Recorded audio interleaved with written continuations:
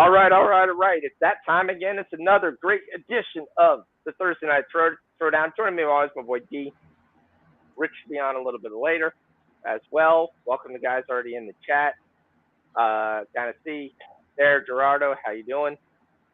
Should be a very interesting day. I am currently down with Corona, so I'm in a quarantine. I started showing symptoms technically on Sunday, so technically this is my fifth day. But they did just give me uh, the antiviral treatment today. Damn, that's a lot of pills. So that then They just didn't give starts you a to shot? pee. No, this process, it's something starts with the P. I'll look at the name later. But you take three massive horse pills in the evening every night, and three massive horse pills in the morning every night. So, um, so we've got a lot of things going on tonight. We got Major League Baseball. We got the Padres getting smoked. Finally getting kind of off their high horse. It's not over yet, but it doesn't look good for this one. We got the Braves and Mets. A massive game today. Braves have been on an absolute tear, and the Mets start off 1-0. We've got the Blue Jays and Twins with Manoah on the mound. We've got the Cubs and Cardinals, White Sox and Rangers. We've got the Blue Bombers getting ready to tip off right now. So if you're looking for something to watch on TV, that's where I probably would go. That's on ESPN Plus right now. The Winnipeg Blue Bombers. I like the Winnipeg Blue Bombers. I like the Winnipeg Blue Bombers. I teased the Winnipeg Blue Bombers with the total at over 41. So I could definitely like the over there. I like the Winnipeg -6 too. I think they're strongly the best team in the league. We're kind of looking at the same thing that we just got in the USFL with Birmingham. Very, very strong team. It's just a question of how long they're going to go to stay undefeated. It should be a very interesting game, though. We've got Mercury trying to play a game right after learning that their best player, essentially, who is obviously in prison for 9.5, sentenced for 9.5 years. So I think they're playing with a heavy heart. I think they're going to drop like a rock come there. I did take the over in that game. I didn't see a lot of defense that was going to happen. I thought both teams eventually just kind of run up and down. And 162 was a small over that I like for that. Even though as we get close to there, the WNBA games are coming down a little bit.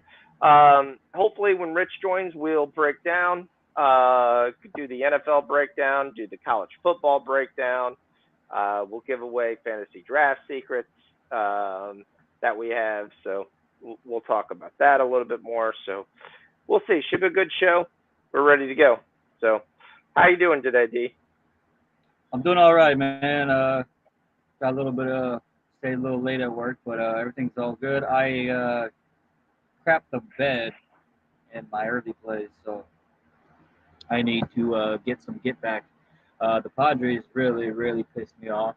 But then again, we play the Dodgers tomorrow, and then we play San Francisco, if not Monday, Tuesday. I mean, there ain't no excuse. But I do see the look ahead aspect on this team. There is no excuse. I just give them what I got. Yeah, it's all right. I mean, that happens. I mean, baseball's a long thing. What's up, MT? How we doing today? How's your golf picks coming? Were you on Jung Ho? Who the world are these guys playing in this? How is like every guy in this Greensboro, North Carolina, like guys I don't even know who they are?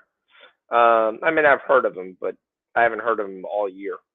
So that'd be an interesting tournament. Wow. I see, I'm Woo. Yeah, that's why I was like, oh, maybe it's an Asian tournament. That's why there's nothing but Asians. And I was like, nope, that wasn't it. They were just What's up, literally. MT? So I'm actually excited for this Hall of Fame game. Typically, this Hall of Fame game is one of the lowest scoring. It's almost always low scoring.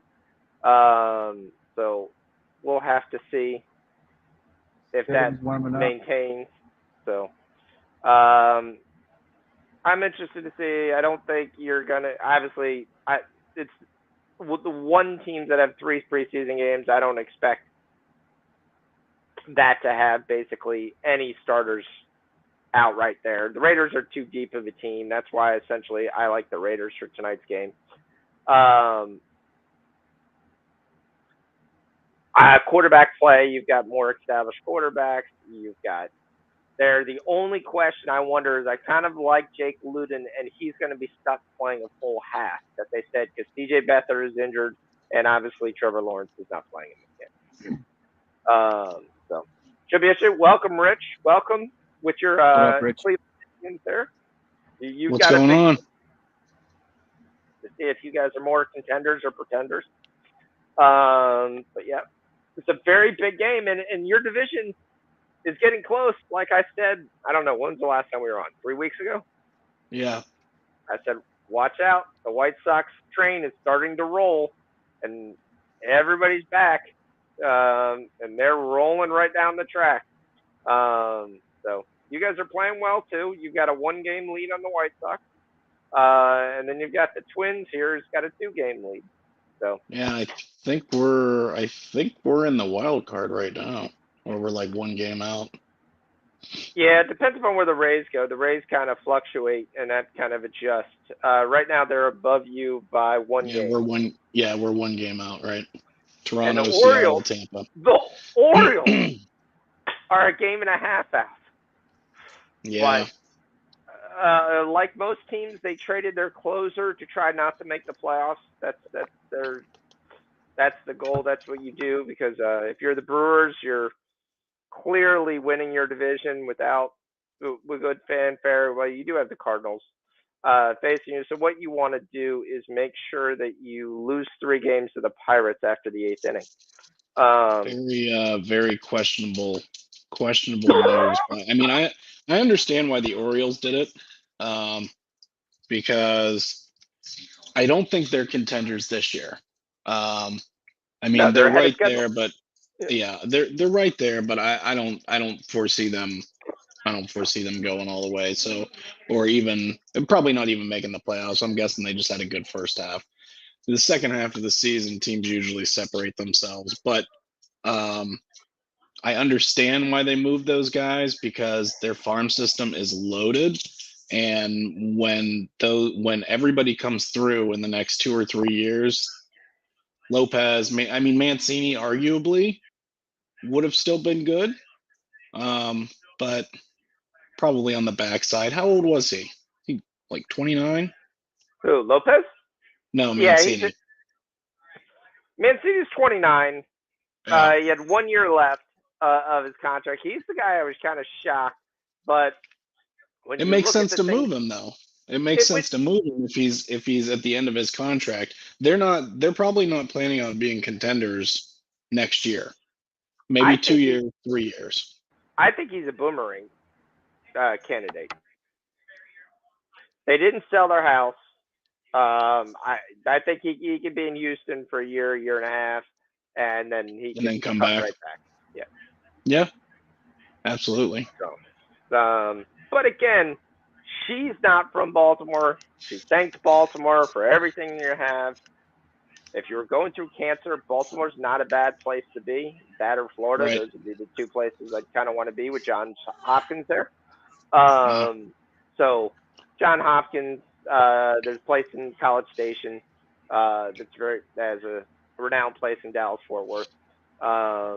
So those are kind of some of your leading cancer places. So those are probably not bad places to be. I have a feeling, I don't know. I can't see her going, let's go back to Baltimore. I don't think anybody should retire in Baltimore. So that's just me. Might be a little biased, though. Yeah. So just to get us started, we have a weather delay in the Hall of Fame game. So all the teams have been sent inside. So this game will be late starting. So we are definitely going to go switch over to the Winnipeg Blue Bombers. And then did that kick off yet? Yeah, 7:30. Okay.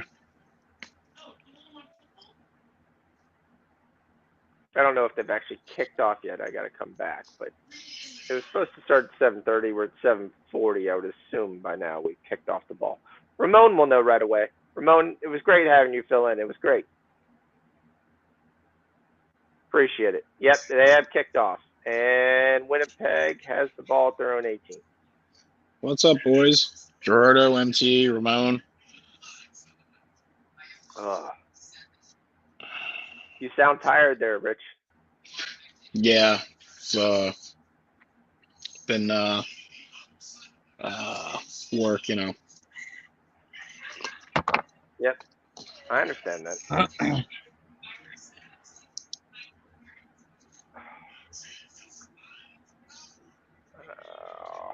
Severe weather approaching Canton. Fans being told to seek shelter.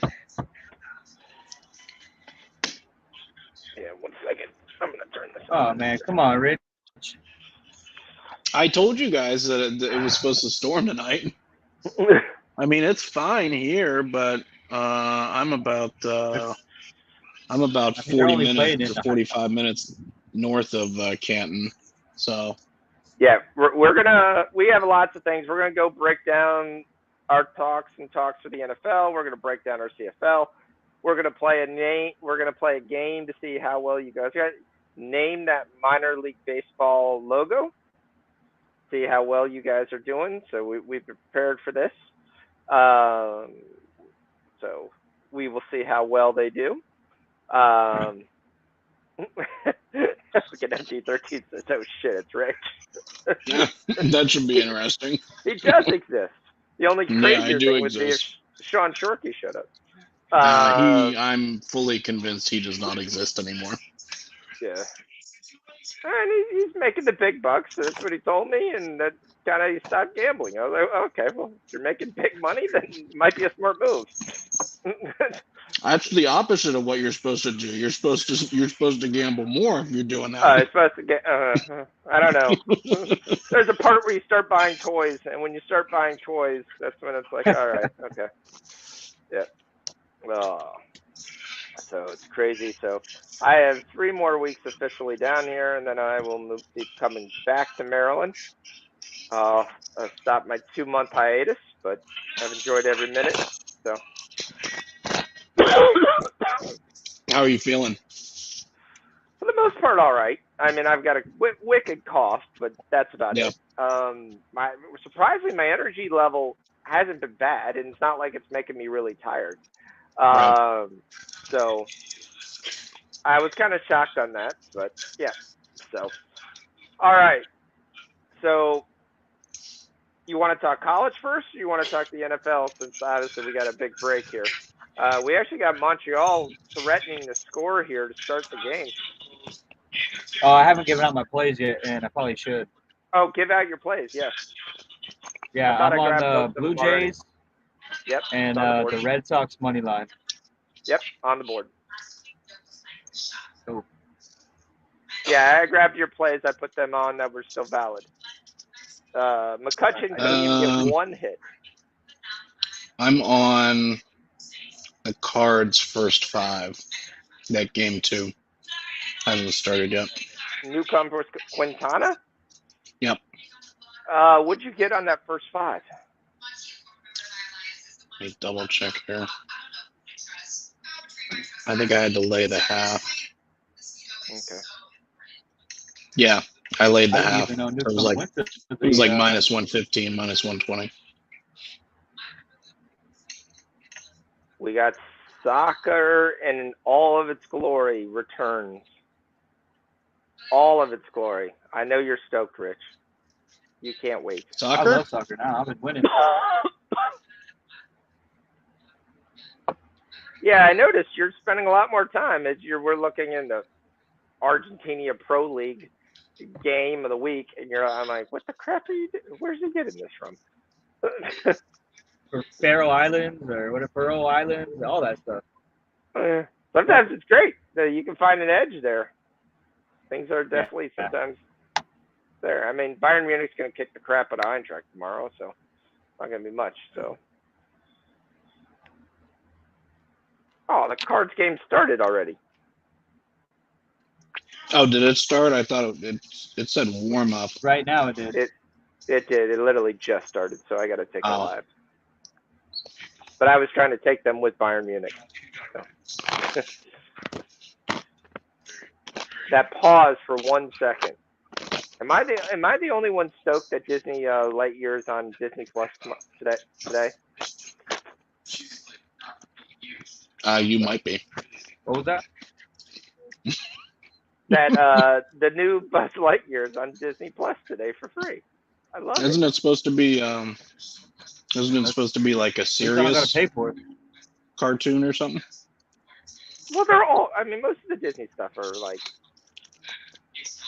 more sometimes for adults. Not saying more for adults, but they have adult content. So, Right.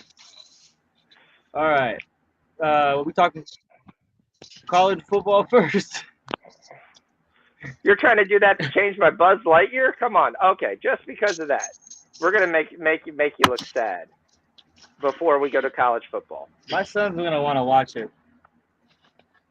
Okay. All right. Hold on. I gotta pull up my stuff. Me too. Make sure that you only see what I want you to see. Nice throw. Hold on. The Blue Bombers hold them to 3 points, just in case you wanted to know. Yeah, I took the -3 live. That's all I got. All right. So we're going to hit you with the first one.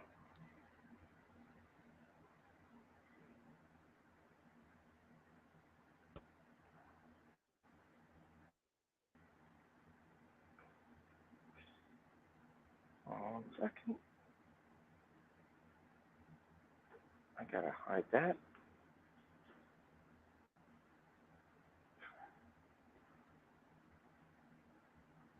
Never done this on this Mac, so we'll see if it works.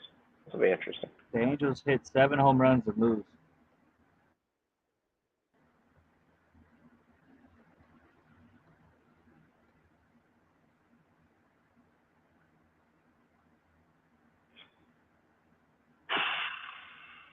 Okay. Hold on 1 second. Sorry. Keep hitting the wrong thing. All right. Free play. Ooh, strip sack. Hopefully that doesn't count.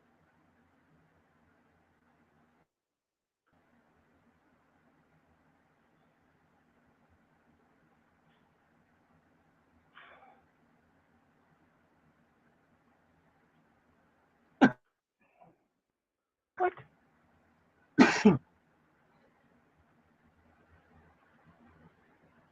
If the Blue Jays go 3, or if they about to take them to score first. Okay, so I can do it this way. Okay, I just got to do it a different way. There we go. I got it.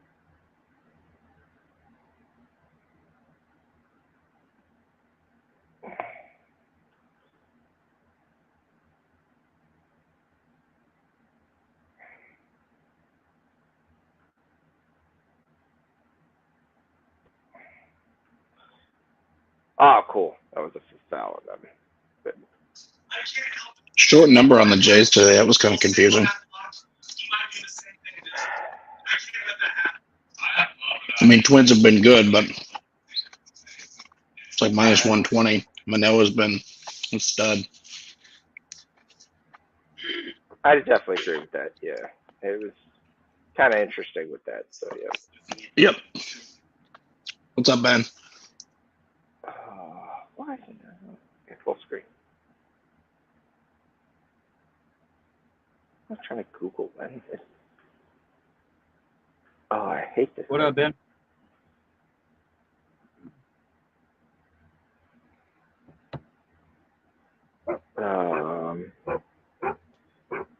Shoot. All right, we'll do that another time. It's not working. All right.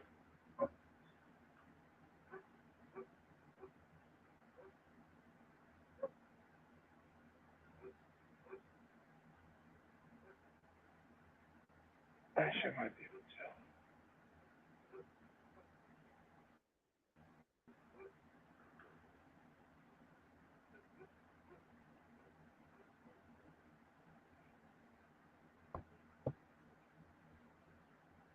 You can see. Hey, Rich, what do you think about my Padres, bro? Well, I think they were the team that definitely needed Soto the most. I think we kind of discussed it at length, but I mean, my whole thing is, if they end up signing him long term, 100%, totally, great deal, love it, right? I agree. If he ends up leaving after next season, that's no good, man. Well, he still I has don't one like more it. year on the contract. Yeah, it's the rest of this year and then next year, right? Right. I mean, they had to have had already some type of talk. There's no way. Akron Rubber Ducks. Good job. I thought you wouldn't get the one right next to you. That's gonna be nice. Good job. You pulled up the first one. Yeah. All right, we'll pause this there. We'll come back to it. All right. Akron Rubber Ducks, huh? Who is that? Cleveland or yeah, the single they're Cleveland double A. No, it's double A. Yep. They basically have a mask that makes them look like Launchpad McQuack. They just changed the name of that team not too long ago. I want to say maybe like 5, 6, 8 years ago, something like that. Yeah, they've been changing team names left and right. So Winnipeg drive stalls at the 50, and then they get a penalty for kicking it out of bounds. All right. So we'll talk college first. So we're going to make this pretty, for the most part, pretty easy, because there's a bet that I would do in college, and I told anybody to do it because this is the bet. You bet Alabama to win the West, Georgia to win the East in the SEC, and you go ahead and you bet Ohio State to win there. You could actually get a minus 130 on that. And I don't see any way where it doesn't happen. Okay, well, let's talk about the teams that could contest in the SEC.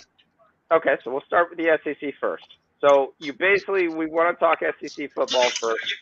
You basically talk, okay, you got a couple new coaches, new coach in Florida, new coach in LSU. Do any of them contend? The answer is no. What about A&M? A&M's the one question, but 30 freshmen aren't going to change things. Are they going to be better? Yes, but A&M's going to have to grow up mightily quick. Right.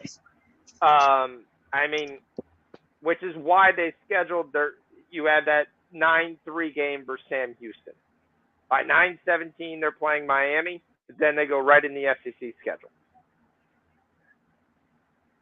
So with Miami's recruiting class and their recruiting class, that Miami game becomes a lot bigger because because of our great benefactor or billionaire, Luis, is starting to basically get 5-star recruits again. So we're competing directly with them. So that game becomes huge because if you're Miami, you go into that game and you get beat by 30, we're going to lose some kids that we got. There's no doubt about that, which shouldn't happen because that's not the team you're joining, but you don't want to be that far off a Texas A&M team. Texas A&M is a solid team. It's there. Arkansas is a solid team, but they don't have enough to offset either that Alabama team or the Georgia team.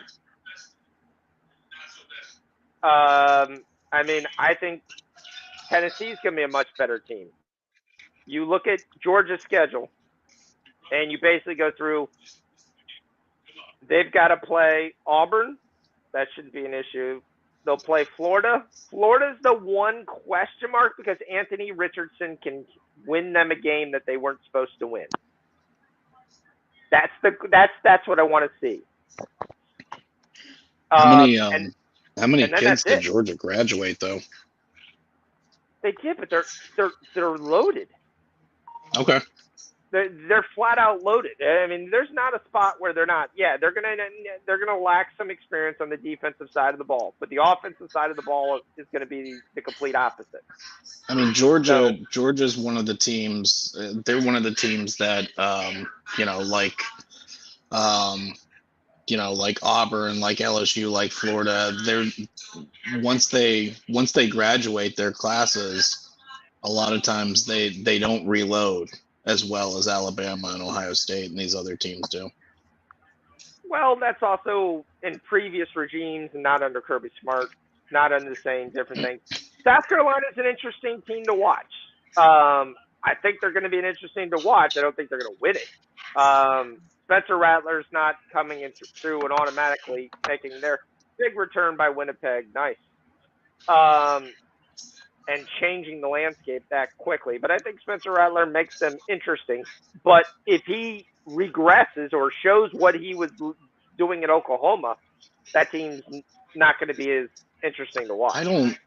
I don't see. I mean, if Rattler bombs out in Oklahoma in that offense that's basically designed for a quarterback like him, I don't know that he's going to be super successful in South Carolina.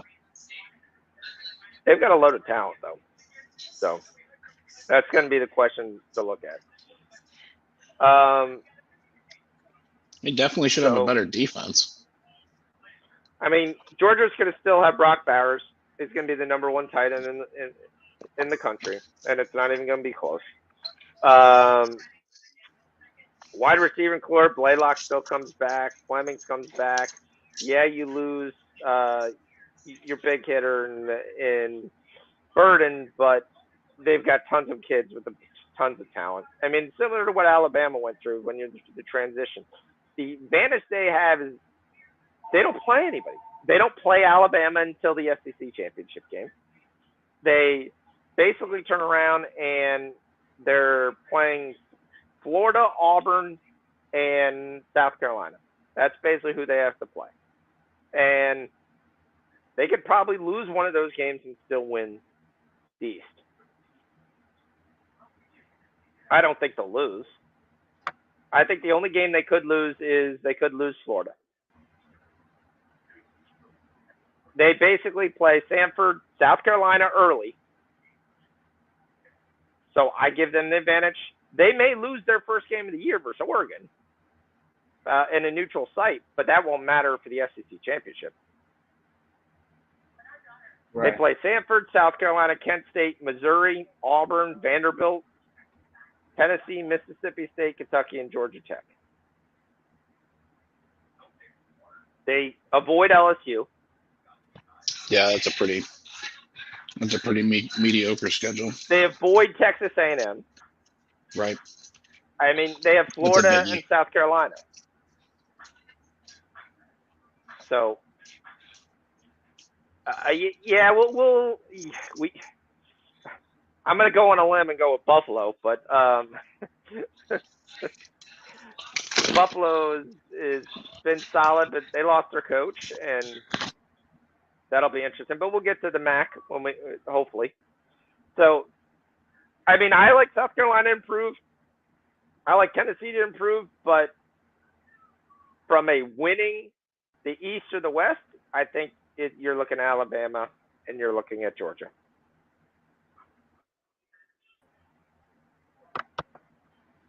The loss of Treylon Burks is going to be massive for Arkansas. Yeah, I think Arkansas is an interesting team, but I just don't see them winning it. And I think that Alabama team is loaded.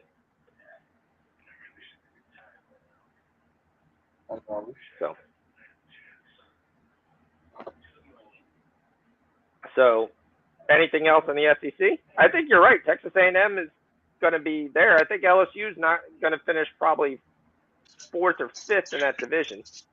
Yeah, I mean, I'm kind of on the same page. I think it's Alabama, Georgia, and probably A&M, and then it's everybody else. I mean, Florida would be a question mark also for me.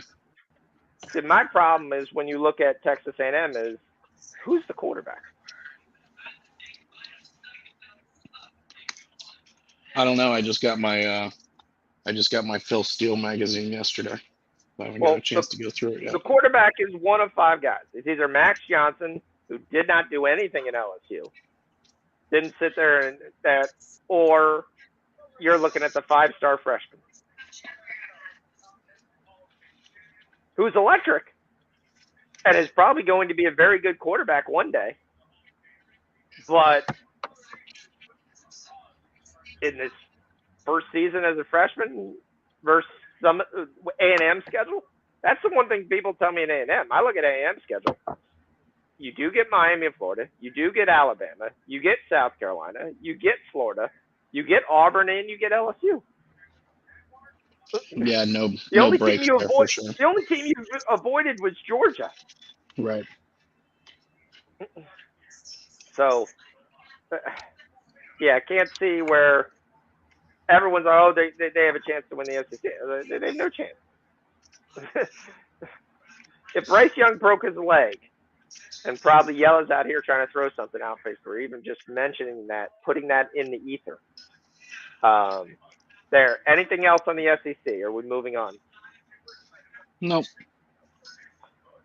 All right, because I told you guys to be ready. I know 12. That you said that. Big 12. What's your take on the Big 12?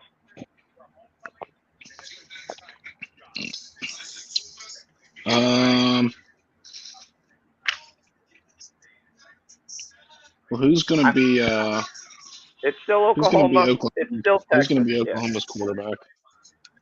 Oklahoma's quarterback is going to be Dylan Gabriel, who I know MT13 is fine with, but I'm surprised why. Gabriel's solid. He's solid. But to me, he's not special. Now, you don't need a special quarterback to win. You can win with solid quarterbacks if everywhere else on your field is special. Because Miami did that with plenty of years. Right. Sorry, Craig Erickson was never special, but he won a Heisman Trophy. Because he threw the ball to special people. Yeah, OSU is the interesting one. Because Spencer Sanders comes back. That defense comes back. And they're the ones with the most returning starters. So that's the question. Can Texas get over the hump? Can Texas get over the hump? I don't have any confidence in Texas to win when it counts. My other question is Texas. We called this last year. You're Houston Card. You're a high-pile freshman. You're just waiting your turn. You're starting some games. You're getting experience. You're ready to take over. And then you're going to watch Quinn Ewers leave Ohio State and come to Texas? Yep. Then not only that, you're going to watch Manning come to Texas the following year? How much in it are you really for Texas this year? Are they going to tell Manning he can't play? And it should be a competition, right? Well, you're going to have Ewers and you have Card. No one knows who's yet the quarterback. Neither of those guys have any experience or have done anything. I mean, I like Ewers it better when it has was the Applewhite.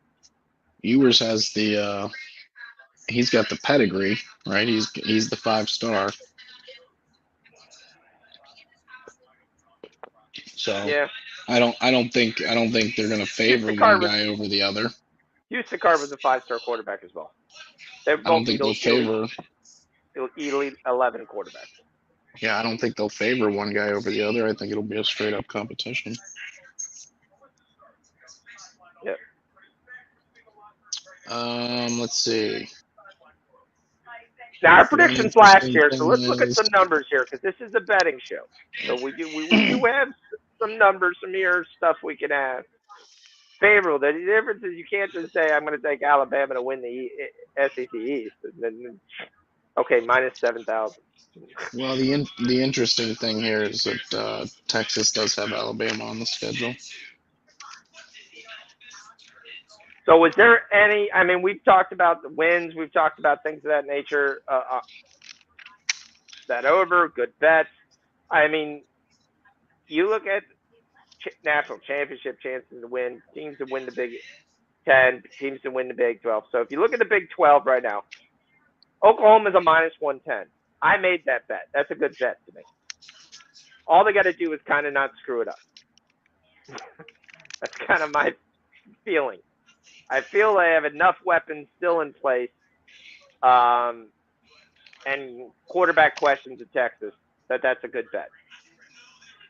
At minus 110, that's a solid bet. Now, it's not something great to go ahead and there unless you're in one of those books that you can adjust who wins during the year. That's probably not a bet that you make because unless you – oh, come on. Winnipeg is doing everything they possibly can to lose this game. Their defense is playing stout, and they just got a strip sack for the second time in the game for the defense. Come on, Claris. Kind of like Baylor. Kind of like Baylor. Baylor's the one interesting team at plus 550. Yeah. And when you look at Baylor's season win total at 7.5, is it a better bet or a hedge to take their 7.5 win total and then take them to win the division? Because the only way they're winning the division is winning more than 7.5 games. Well, they got at BYU, at Iowa State, at West Virginia, at Texas Tech, at Oklahoma, and then at Texas.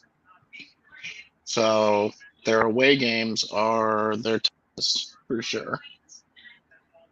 Yeah, that's they're home to Oklahoma State, home to Kansas, home. Yeah, their away schedule sucks.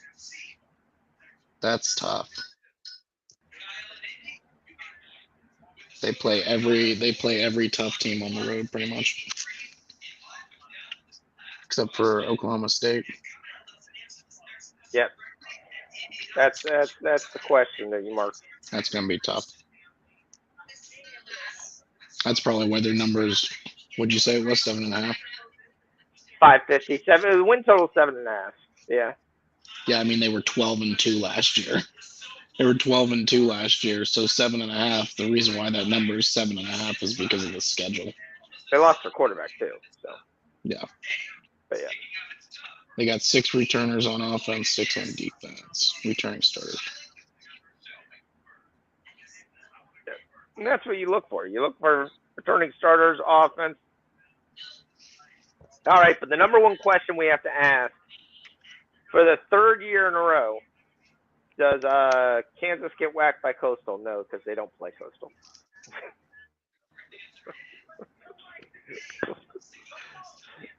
Oh, sorry. Well, had to go there. Good.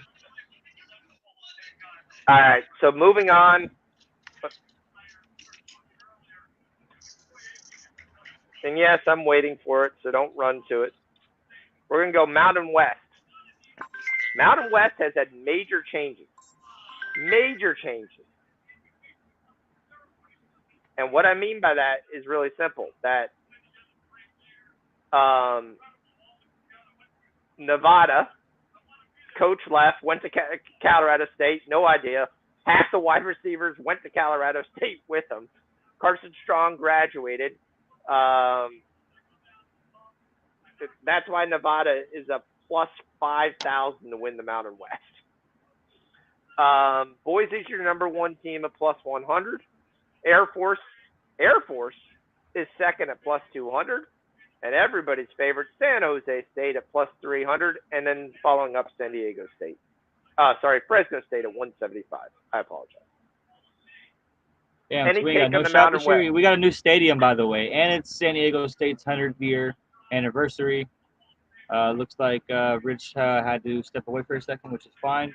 But I mean, I'm probably gonna stick with the favorite here. I like Boise State. I mean, Yeah, Air Force has done what they've done. You know, it's been a close call between Utah Air Force and Boise. You know, I mean, the problem I have with Air Force is they throw the ball more than the other service academy teams, but not enough. No, if Kansas beats Texas again, Yeah. NT13, I'll eat a hat. There's no way Kansas is going to beat Texas. I mean, the Mountain West is also one of those divisions where things change a lot. I do think Boise State, though, has the most experience coming back. You have the better coach. They play stronger football. I definitely like their chances to win the Mountain West. you know, if they have that running back, if he has a healthy season, I mean, Holani or I think he only played like 6 or 8, 9 games, something like that. Yes, you're talking about George Holani. Boise? Holani, yes. Yeah.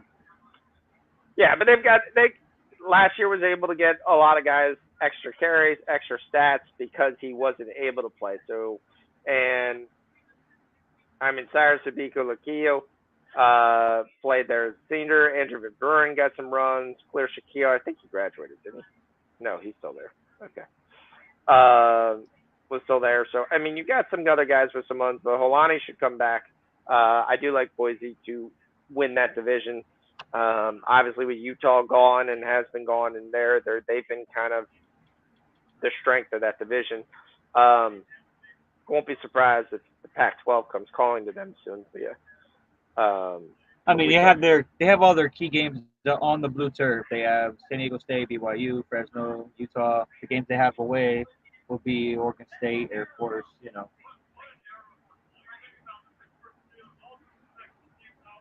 Yeah, I definitely like. I don't know if we want to jump. We can jump on that, so we can go to something you like. We'll stick in your neck of the woods. Pac-12. What's your thoughts for the Pac-12? Oh, I got it. How can I not take? How can I not take USC Everyone's gonna be on USC. with the value? I mean, this whole the question is, it's do all they gel shaken that up quickly? now. Right. What does they look at? I mean, So what? how Oregon got a new coach. Oregon's got a new coach, but it's a coach who was on the sideline. So he's not like it's someone who's not familiar with the program or familiar with the players. Right. So that's the one thing when you want to sit there and you look at the coach, you say, okay, yes, it's a new coach. Yes, it's something you look at, but there is a lot of returning guys there. There is some people that left. You have the loss of some transfers. You have the loss of some backups that actually went. The kid, I'm trying to think of his name right now. So they got Bo Nix, right, at Oregon. Yeah, Bo Nix is at Oregon. Noah Sewell is a preseason defensive player of the year. Sewell's brother at linebacker. They still have Travis Dye at running back. Travis Dye at running back is on a lot of Doak Walker list for there. Justin Flo is also getting a lot of praise for being on a Buckus Ward list as a redshirt freshman. So there's a lot of things to look at when you look at Oregon, and I think they're going to be fine. Obviously, Thibodeau's not going to be there. He wasn't there for most of the season for the most part. So definitely don't think it's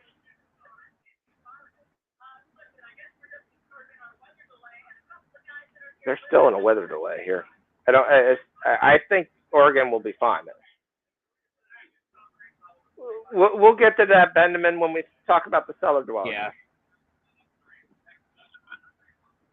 I actually do like FSU. I don't like FSU to win anything, but I think they'll be better than last year. Yeah, that is some of the big questions that you have, MT13. But what is a regression?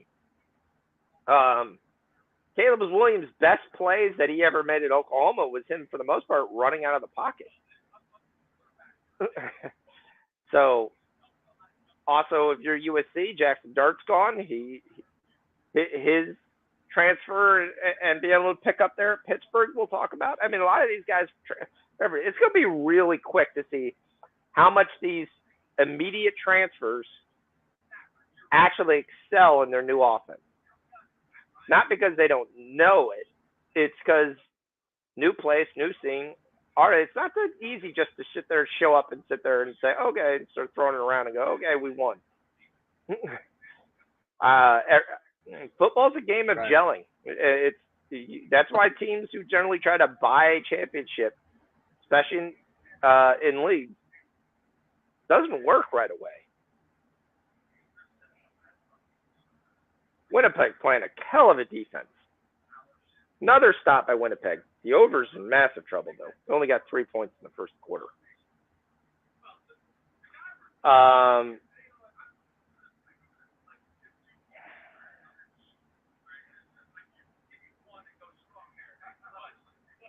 So, I mean, I think Oregon's defense keeps in the game. Solid running game. I think they still win enough games. I wanted to see USC's schedule. USC is going to play 2-0 Red Sox. Nice.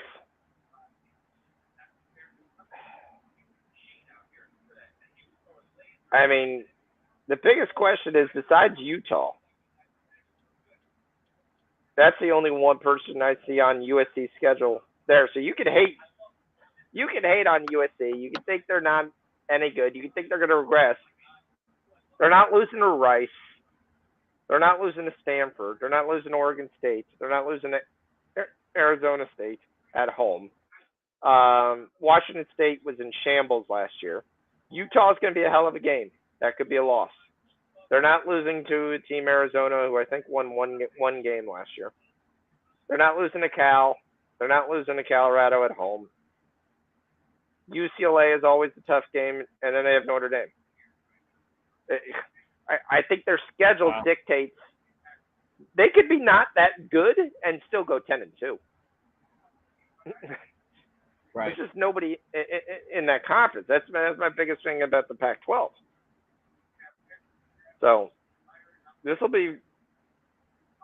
I see Oregon winning the North, and I see USC winning the South. I just don't see anybody else. The only other team that can compete is Arizona State. UCLA, DTR is gone. You still have Charpentier, who could definitely run the ball, but you're going to be starting a new quarterback. Maybe Utah, who's always given them fits, could compete, but up in the North, I don't see anybody who's competing with Oregon. All right, UCLA big gets goal both Utah and UCLA. What's next? Say that again. What's next? I was being nice. I haven't gone to. We'll discuss the Big Ten without Rich. No, I'm joking.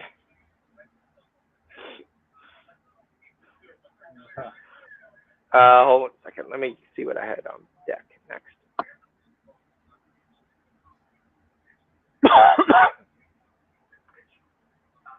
This is going to be funny if you're watching this Hall of Fame game. They're going to run out of things to talk about soon. He's going deep. He's got a man, and that man fouls the hell out of him, but he still catches it.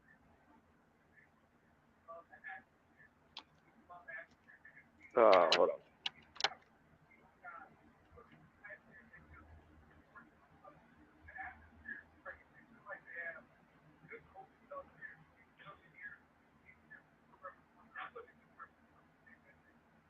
All right, let's go. We went Mountain West, went Pac-12. We'll continue there. We went Big 12. All right, we'll do it. We'll go Conference USA.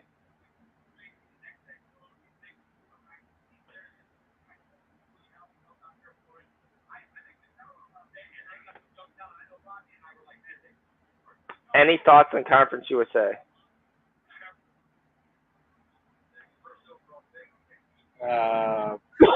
I could probably barely name you like two people in that conference, to be honest. So, Conference USA is going to be a very interesting.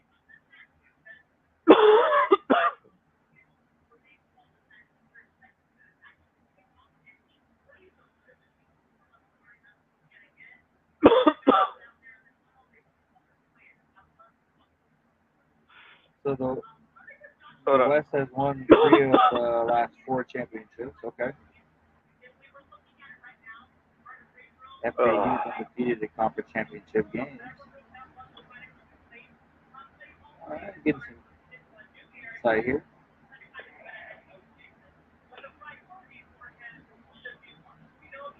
So, what? Yeah, let's hold up 1 second. Sorry, excuse me. Give me 1 second. Don't worry about it, man. You got it. So it looks like everybody's back on the field, getting stretched out, worked out. Kickoff is at 8:40 for you guys. Yeah, the Raiders and the Jags are on the field and stretching out. Yep. Oh, sorry. Ooh. All right, so Conference USA had to go through a lot of changes because you had Liberty, New Mexico State, Sam Houston, Jacksonville State all coming to join them right away after Marshall, Old Dominion, and Southern Miss left. So when you look at who's left in that division,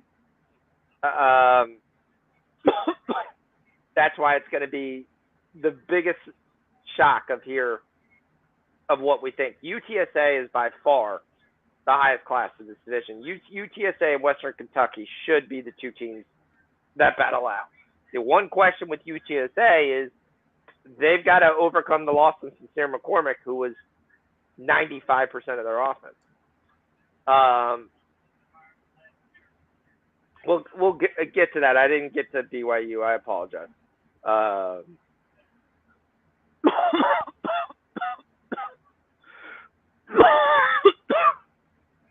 Sorry, I don't have that mute button like I do on mine.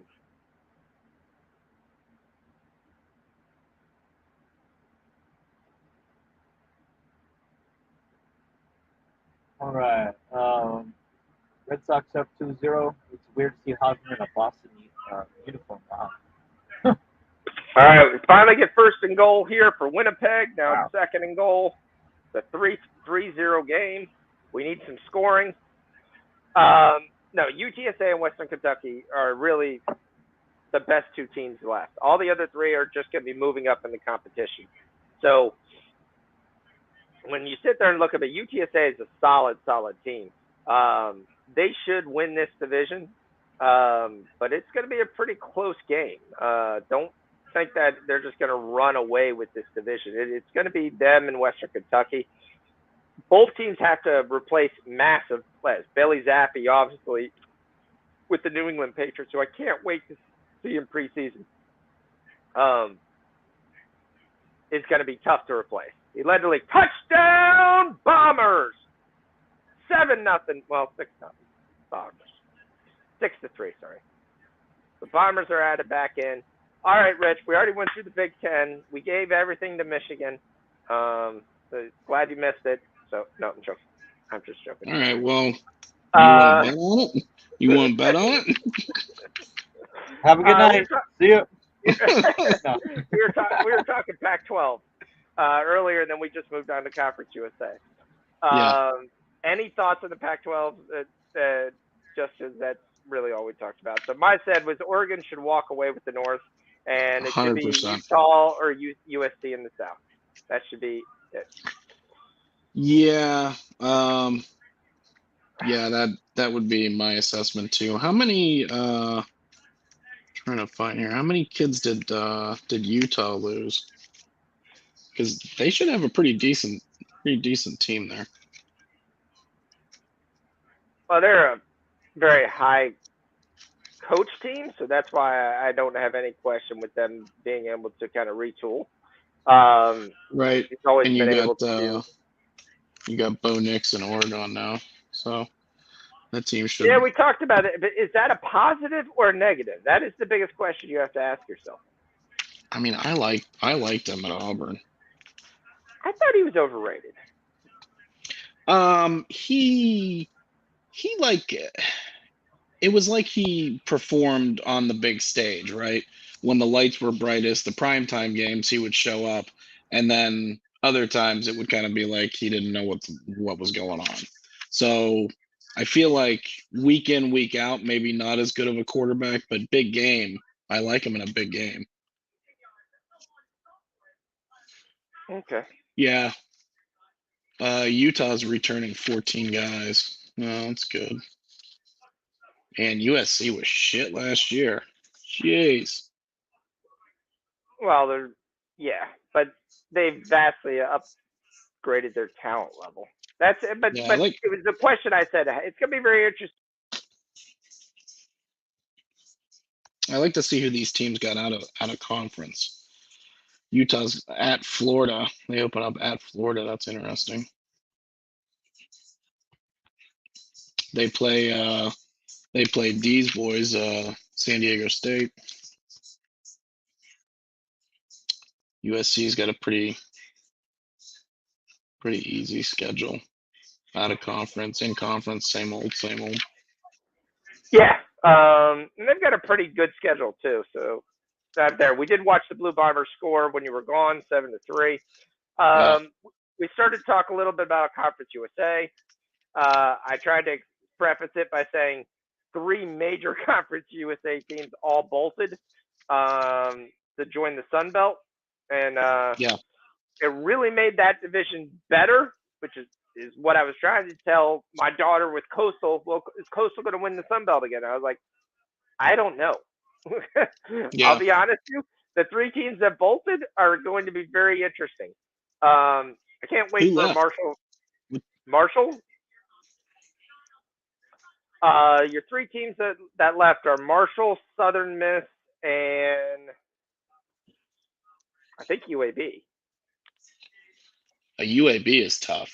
Southern Miss sucks. Well, Southern Miss has been up and down. Let me go back to it. Yeah, UAB is tough. Let me make sure I got those same 3 teams right. I'll go back to I was gonna say I got UAB in the. No, sorry, it's Marshall, Old Dominion, and Southern Miss. Old Dominion. Yeah, that's another ODU is team a that team doesn't on the really rise. move the needle for me. There was a team on the rise, though. So you got to wonder how many of these lower conference schools now that the NIL is getting more and more prevalent, how many of these lower schools are just going to be like taxi squads? They're just going to be like minor leagues for the big schools. Yeah, that's a lot of them. I mean, as soon as your guy, like, take Sincere McCormick. Sincere McCormick had 4 great years at UTSA. There's no way in this current system after year 2 with a free transfer that some big school doesn't go, hey, jump in the portal and be our back and have a chance to play better competition. Right. Yeah, I mean, you want to be the best player, you want to be the big fish in the small pond, or you want to, play on TV and maybe play on Sundays. You want your best shot to play on Sundays. Well, I mean, that was the case where, I mean, that's one of the major issues the MAC is going to have to overcome. Yeah. They had a massive exodus of guys who were solid players on a lot of good teams. That's why, I mean, in that division, I'm pretty much going to kind of be betting on coaches. Right. The Rays take a 4-2 lead. No score in the Blue Jays Twins game, and the Cardinals are up 2-1 already. Rays are playing the Detroit Tigers. Oh, good. I had the Tigers first 5 team total over, so that cashed. That's good. What, they have 2? 1.5. Okay. Yeah, I can't get that bet, but that's a nice bet. All right, come on, Winnipeg. We need you to play some defense here. Let's get up by more than 1 score. Well, if you got a first 5 total of 4, it's usually 2.5. Yeah. All right, so let's talk about it. The man, the myth, the legend, 4-year wonder. Schools all came to him, told him to transfer. He said, at least 1 more year. I'm going to finish what I started. Grayson McCall, the Sun Belt Conference, and also brought in FCS powerhouse James Madison this year.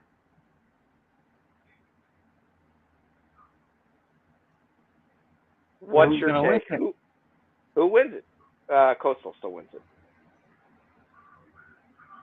Coastal, it's a Coastal. It's a Coastal app. So wait, you're saying that guy, that quarterback's coming back again, McCall?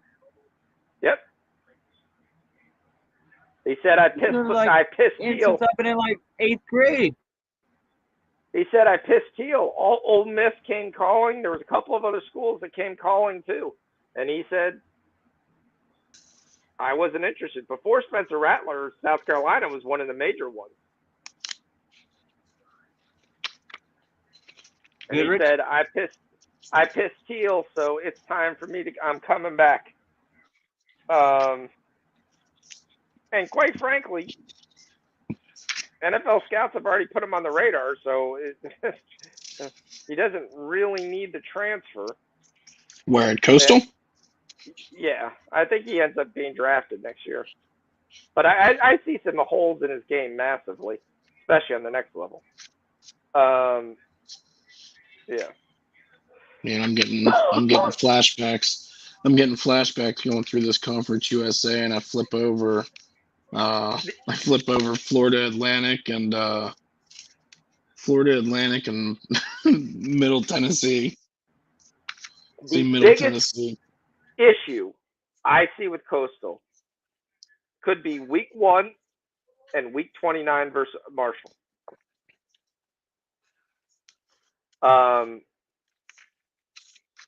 Marshall's just got that stingy defense. Yeah. And they're really going to test you. Army, if they get up to any significant number of lead, Coastal year after year can't stop the run. Yep. Not in a consistent basis where you're just going to run it. They play with small defensive tackles, quick guys. That's great, but that for 4 quarters is not going to work. But that's why they always score more points than the other team. Is James Madison eligible this year? Yes. They're playing games. I don't know if they're eligible to win it, but they're not going to win it. They're not going to go from the FCS to Sun Belt and win that division. Yeah. That's not going to happen. Yeah. Be interesting to see how well they play and step up in competition. All right, okay. My dad said we should have took Jeffrey Springs' strikeouts. Got 5 Ks. Oh. 4 innings. That's nothing great. Probably be 6.5. Probably his numbers. All right. Let's go in. I'll relax here for a second because I have a feeling you'll do most of the talking. Let's go ahead and take the Big Ten. Big Ten. Well, Ohio State should win it. I mean, last year they weren't supposed to be. Last year was supposed to be technically the retooling, the rebuilding year. So let's play devil's advocate. Yeah. if the kid gets hurt, Stroud. do they still have it? Yeah, CJ Stroud. Do they still have enough to just automatically say they're going to win it? Like, who's the backup? Ewers was one of the backups, and Miller was there, but I think Miller transferred out. If he gets hurt, I'm looking to see who else. Because I know most of the kids they had behind them are gone. Kyle McCord, I guess, he was there last year, but I think he redshirted. Or he's a sophomore. Okay, he was a freshman last year. Yeah. Because I know Miller left. Devin Brown, Mason Maggs, and Chad Ray. I mean, it's all freshmen. It's all freshmen. Yeah. McCord is still there. He's a sophomore. Yeah. Yeah. He's the only guy I've heard of who has any kind of name. He would be. I mean, he would. It's tough because you haven't seen him. And I mean, Stroud proved himself last year to be pretty good. I mean, it was a slow start, but I mean, he had never. His first game last season was his first college game that he'd ever started. So, I mean, he was truly a freshman last year, getting the reins on a pretty high-powered and talented offense. So, if the drop-off from Stroud to McCord isn't that great, then I think they can still compete. I don't know. I mean, but national championship's done. Yeah, I think Stroud should come into his own this year, and I mean he should be eligible for the draft this year, right? Yes. Yeah, so he'll be gone, and him and Young are one of the good. Yeah. Unless anything crazy happens, he should probably be a top 5 pick, I would imagine. I mean, he's set up for it because he showed last season that he's a very good quarterback with very good instincts, and he's on probably the most talented offense in college football. And the scheme is perfect. The scheme is perfect to highlight that. The thing that he was able to show off last year was the defense was terrible. So they needed to score. So I don't know if that changes this year. If the defense improves, then maybe he doesn't need to do as much. So maybe that brings his numbers down. Maybe. I mean, if the defense improves, and in some of these games, if they're up by 40, 50 points in the first half or something like that, he's not going to play the second half, and then that's going to bring his numbers down, because he did have to do a lot last year because of how bad the defense was. Okay. But I mean, the schedule is the same old. It's the same old suspects here. I mean, they play my favorite team, Arkansas State. Arkansas State, the Red Wolves.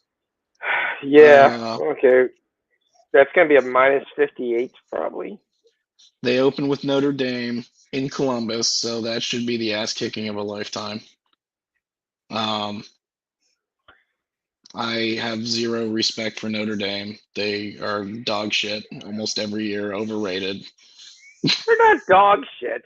They're not a 3-9 team. They're just not a high end. They're a solid team.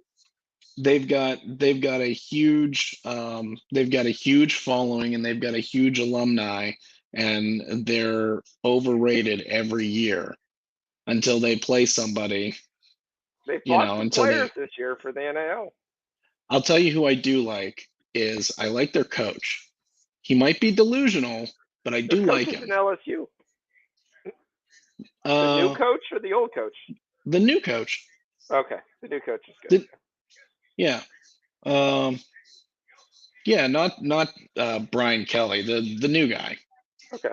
I don't know who he is, but I watched some of his hype speeches or whatever.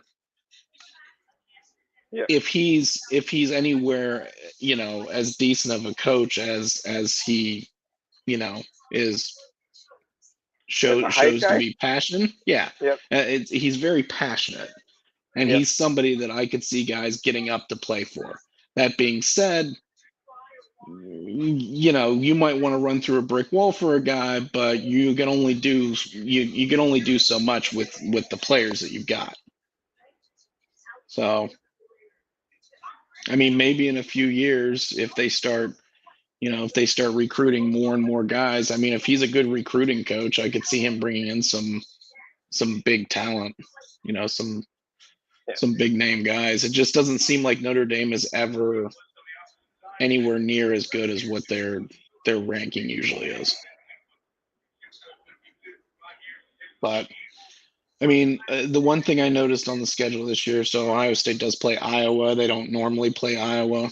Iowa like once every 3 years, something like that, 3 or 4 years. Yep. So Iowa, they get Iowa, but they're in Columbus. So I mean, Iowa at home versus Iowa on the road is a different team. They're normally pretty tough. Ohio State's got. I mean, you play all 4 of the top 4 teams projected teams. Colorado goes back, 40-yard bomber. He hit the safety by 20 yards. What the hell was that? So they're at home. They're at home against Wisconsin. They're on the road at Michigan State, on the road at Penn State, and then at home to Michigan. Those are the 4 biggies. The projected thing is you guys, Michigan, Penn State, Michigan State. You play all 4. Hey, the game. Flag on the play. Flag on the play. Roughing the passer, 15-yard penalty. Nope. I already at the 50. And the other thing about, not to make this the all Ohio State segment, but the other thing is they are returning a lot of starters, and I mean their biggest losses were Olave and Garrett Wilson, and I mean the receiving core that they've got coming up, behind them is probably the most talented receiving core that college football's ever seen, or potentially. I don't know. So did you bet them to win the national championship? No. I'm not a big. I don't do futures very often. I don't do futures because they just sit there for like. I mean, if you're doing futures, you got like I want futures that are giving me like big odds. Big run. Nice 20-yard run by Josh Jacobs. Why the hell is he playing? Yeah. Looks like Michigan's returning a lot of guys. 9 on offense, 4 on defense. That's the big question. What about Nebraska? And how many years does Scott Frost have that he can kind of hide behind? I don't know. That team is miserable to watch, though. Lord. But you know what Nebraska was good for was covering first halves, because they were always big. They were like in a lot of those games, especially against like Michigan State or Wisconsin, or they would be huge dogs to them, and they can cover. Like that team can cover. They don't win. They're not going to win, but who is the quarterback for Nebraska that's been there for like 15 years? Martinez. Yeah, Martinez. Is he back? I don't think he graduated. I think he's going to play again.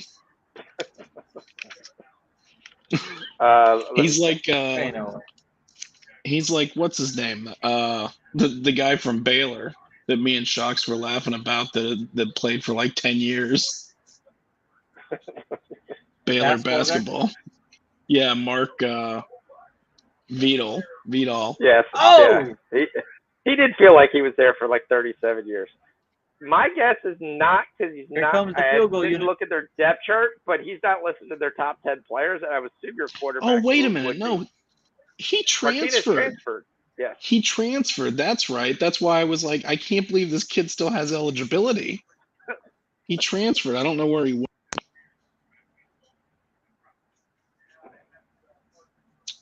This game is a game of defense. Winnipeg keeps moving down the field, and the kid throws an interception. His wide receiver runs the wrong way. He actually 3-0. literally overthrew. Raiders. Yep.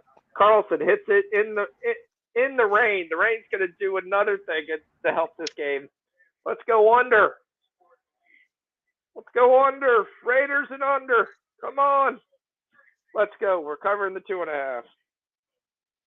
I mean, Colarosa's last throw in this Winnipeg game is he missed the guy by 20 yards. The only guy back there was the under. Yeah. That's the question. I mean, they predict the Huskers to have an interesting season. That's the best I can do. I mean, you look at the win total for the Huskers, and it's listed as. Sorry, I just lost it. Let me go back. Is it 5.5? Now they got to play Oklahoma.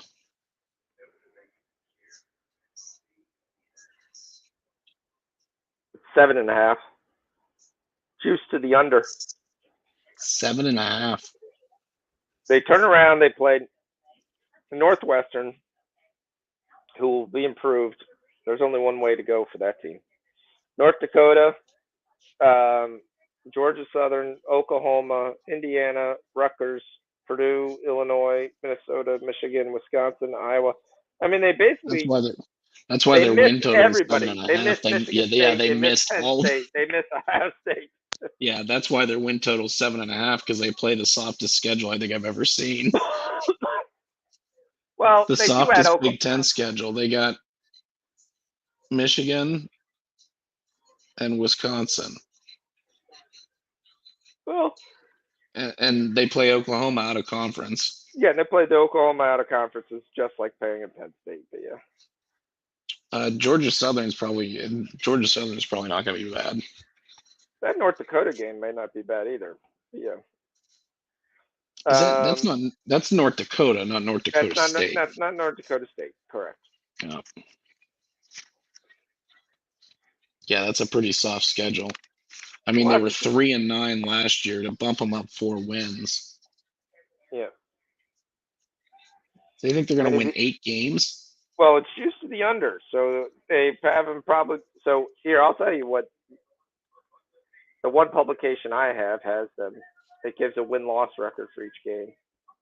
Yeah.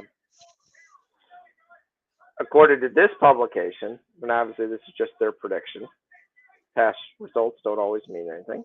They have them beating Northwestern. That game's in Dublin, Ireland. Oh, I thought it was Dublin, Ohio. I thought that would have been weird for them to play in Ohio.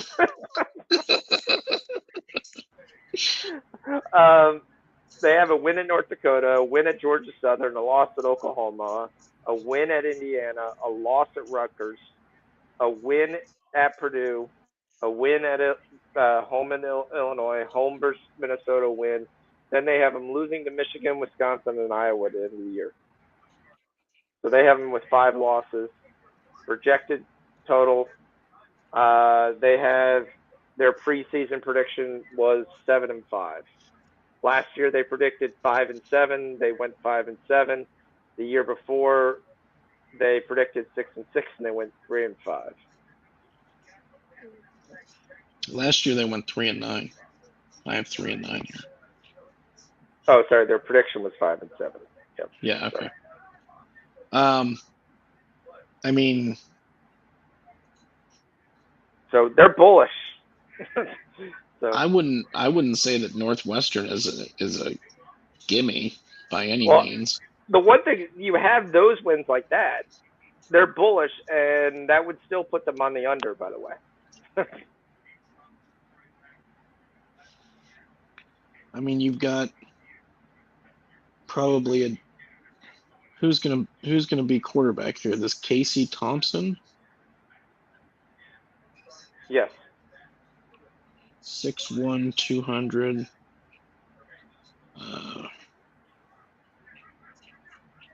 Texas transfer. All right, here comes Luden. Luden rolls out, and he throws out of bounds. Texas transfer, Florida State transfer. So they're two of their three quarterbacks are transfers. And then Logan Smothers. Trying to be nice. Trying to be nice. I don't know. I mean, Martinez was not a bad quarterback. No, he wasn't. He'd make plays. Then he would sometimes make the biggest bonehead play. He would make bad plays too. But I mean, he would also. I mean, he was a guy that he'd go out and make a play for you, and you could put him in a big spot and he could make throws. Not always, he didn't make every throw, but I mean, what do you want? It's freaking Nebraska, right? I mean, you're not getting the best of the best here. MT13 has already taken the plus 11 in Dublin, Ohio. Northwestern's getting 11 points. I'd freaking take that too. Nebraska can't cover. They can't cover and win. Northwestern wasn't that good either. No, but they've got a good defense. They always have a good defense. Not last year. Check it out. They were terrible. I will check it out. I don't recall betting on Northwestern too many times last year, so. Okay. Northwestern's wins are going to be like versus the Salukis.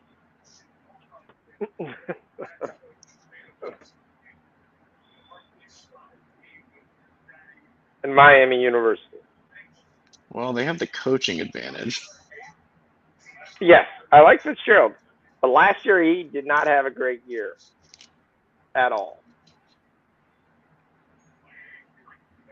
People also wondered if that was a question of the game's different for what he said. I don't know why. They put so much freaking information on these pages. I can't freaking read anything. It's so small. All right, I'm going to help you out. So okay, Northwestern was last year 3-9. Yeah. Yep. Same as Nebraska. Yes. Michigan State, they lost 38-21. They beat Indiana State 24-6. They lost to Duke 30-23. They lost to Nebraska last year 56-7. Oof. That's an ass whooping. They lost to Purdue 32-14. They lost to Illinois, and Illinois sucked ass 47-14. They lost to Wisconsin 35-7. They lost to Iowa 17-12. They lost to Minnesota, another team that had a bad year last year, 41-14. They had no defense. Okay, so it was a bad year. Yeah, it was a bad year. It was definitely a bad year. That's why everyone's like, "Oh, Northwestern, they returned to starters." So I was like, "Returning shit doesn't actually make a goal." So these guys were bad last year. We probably should get some new ones. Yeah, there's a time where Miami would just retread the same linebacker, and I'm like, he sucked last year. Did this guy was no good before. Yeah. Yeah. Why are we running the same guy? I don't know. I mean, 11 points is a lot to lay with Nebraska, but looking at this doesn't make me excited to go to the window with Northwestern. It's probably just a game I won't play. First few weeks of the season I go super, super light. Actually, I used to never bet like the first 2 or 3 weeks of college football, just to kind of get a feel, see I do that in pretty much all sports, except for NFL. NFL, I kind of jump in right away. All right. So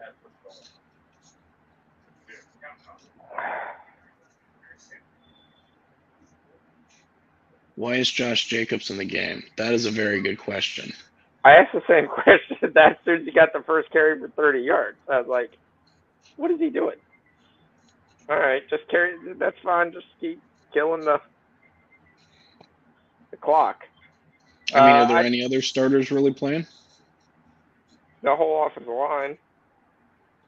I haven't seen him really complete any passes to be able to see if it's Adams or anybody else's. But I'm not watching that close, so I can bounce back and forth. No, Adams all right. is not in. All right, Ben's been waiting for it. We'll be nice. Let's go ACC. I know you have some bets. ACC. I've got Miami over their win total. Shocker. I've got FSU over their win total.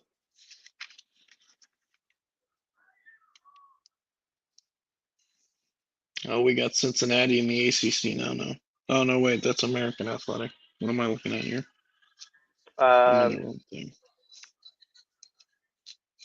Hey, you got to remember it's their win total. It's not.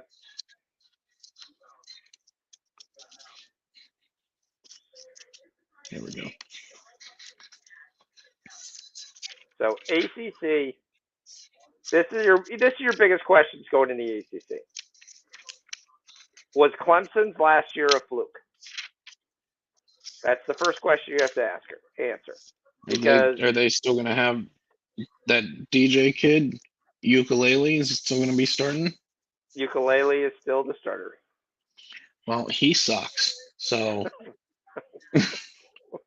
he's not good at football. All right. So, Clemson, Clemson's defense is fantastic. Probably second best defense in the country behind Georgia. Yeah. But the defense can't do everything. All right. So for one more year, ACC is still the Atlantic and the Coastal. After that, it'll be the top two teams. How's Clemson's team? That's one of the major big question marks there. But overall, they are loaded from talent, recruiting, guys there. Do I like watching Dabo Swinney fail every week? Yes, there's nothing I like better. He's a douche. He's such a douche. I hate that dude. He's a snake. He's just like Jimbo Fisher. He's the biggest snake in the world. He basically come back and tell whatever you are. It's like, yes, I'm a Catholic. Yes, I'm a Buddhist. Yes, whatever I need to be for you to come here. Oh, we didn't put you up money even before the NIL. Sammy Watkins just got a brand new Miami apartment for his whole family for 3 years. Shocking. How'd that happen? Oh, I remember. I've been bitching and moaning about this for years. Yes. So. I remember when. What was it? It was in the. It was the COVID year. I don't remember if it was 2020. It had to be 2020, where he was. He voted. What he voted? He voted Ohio State like they were consensus like third or something in the country, third or fourth, and he voted them like 10th. And he said that his reason for doing that was because they played, I don't know, they played like 7 games or something like that. They played because they had cancellations and things like that, most of which were not their fault, but there were a couple that were theirs. And he couldn't vote them higher because they didn't play enough games. And then they got in the playoffs and just fucking wrecked them. That was fantastic. Yeah. I actually think the ACC is going to be an absolute hoot this year. Because here's the factor there. I'm going to break it down. Clemson's top 10 guys, 8 of them are on defense. And they're solid. There's a couple of first rounders, especially in defensive end. Here comes Josh Jacobs for another. No, this isn't Jacobs. This is the guy I'm waiting for. Actually, the guy who just ran. I actually talked to my buddy. I said, how long till Zaire White takes over the number 1 running back position? You can like Josh Jacobs, but all you want. But this kid is quicker. This kid is. I think he has more wiggle. He's a better back out of the backfield. I think by mid-season he's your starter. Now it might be because Zaire White. I think Josh Jacobs gets hurt because he can't stay healthy. I like Zaire White a lot. Where's he from? He's a rookie. Yep. Yeah. Georgia. Yes. So all right. So I'm gonna go on my ACC rant here. So Clemson's got enough defense. Florida State's going to be better, which is the reason I took their over 6.5. They've got a dynamic quarterback who can win some games. They'll beat Duquesne to start the year. That's 1 win. They'll beat Boston College. That's the 2nd win. I am shocked at how quickly teams went from we're all in on Wake Forest to Wake Forest is not going to be any good this year. I was like, they return their quarterback, they return their receivers, they'll be fine. They're UCF 2.0. They'll score 100 points. A team will bet every over in every game they have because they're going to score close to 40 and they're going to give up close to 40. It's just a question of who has the ball last, do they win? The Wake Forest Virginia game, I'm taking that as long as the points are under 100. I think you may see an over 83 as the pregame total. Remember, we were taking 68 last year. I don't see Virginia on the schedule for Wake. They're not. It was kind of just So Duquesne's a win for FSU. This is the other team. I think Wake Forest is going to be a solid team. I don't think they're going to be 11-0. Anything like that again, or 11-2. They're going to score a lot. Whatever they finish. Sam Hartman's there. Hartman's going to have to stay healthy, but as long as he's able to do that, he should be able. They should be able to put up points. They have enough things in the skill position. The team to watch for is NC State. They're the kind of the big favorites right now. It's 6-3 Raiders. They're the team to look for. Dennis Leary's back at quarterback. They've got Bam Bam, whatever, at running back. You've got a stud defense. They're going to be a very interesting team. They're a team that no one wants to see them on their schedule. But I have a win versus Duquesne for them. I have a win versus Boston College for FSU. Georgia Tech's always a win. That's 3. I've got Louisiana Lafayette. That's 4. Louisville's a toss-up game. Syracuse is a toss-up game, and they're going to get their ass kicked by Florida and Miami. NC State has got a pretty weak non-conference too. Yeah, but that NC State team is going to be very, very interesting to watch.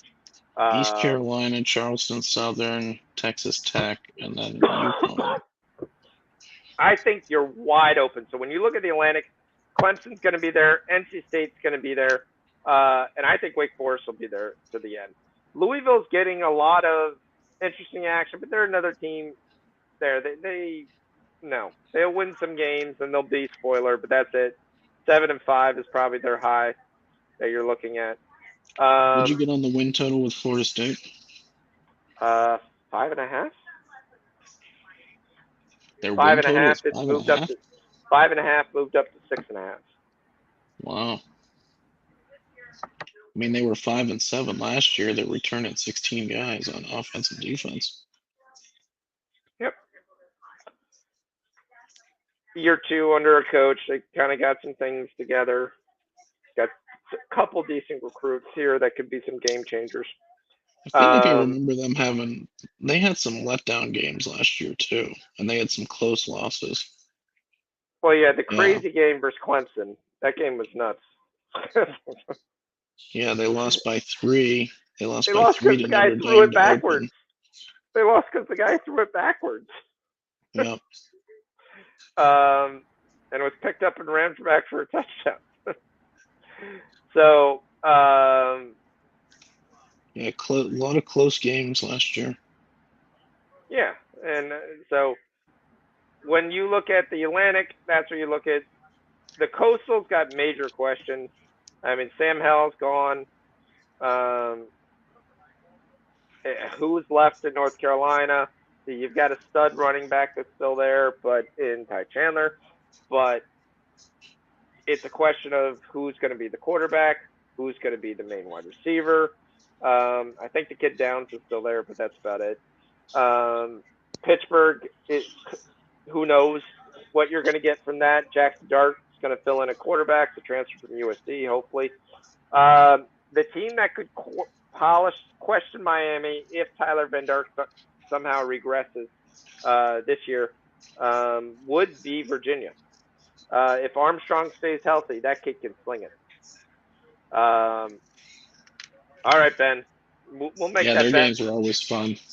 Ben, we'll make that bet whenever you want to. They do open the year versus LSU, and LSU is only a 3-point favorite versus FSU. So, as bad as the books are on them, there's still some value that people think they have versus them. So, but well, I think it's a lot of it's question marks at LSU too. What's even left there? Like, what does that team even look like? I mean, Brian Kelly hasn't even probably got anybody in there yet. they say they have the best fumble. They say they have the best wide receiver core in the SEC. LSU? Yep. I feel like they had a bunch of kids transfer out the last couple of years because it was kind of a train wreck with Ogeron, and the team went to shit after that national championship. We're not questioning the shittiness. We're questioning the fact that Mir, let me pull up who they got. Go back. Still that's left. SEC.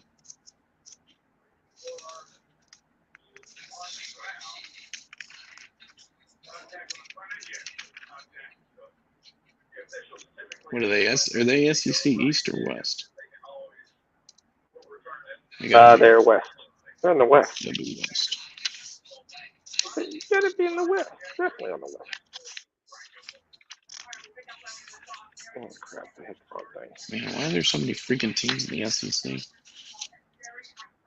Oh come on! You can't say that. Why there's stupid many freaking teams? You got 18 teams in the Big Ten. Well, that's because everybody wants to join so that they can boost Ohio State's resume. And give us some extra teams to beat up on.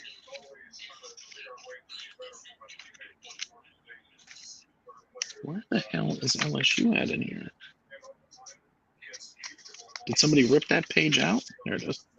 All right, so Lee and Jenkins, 4-star kid, is their wide receiver. Booty's still there as a 5-star.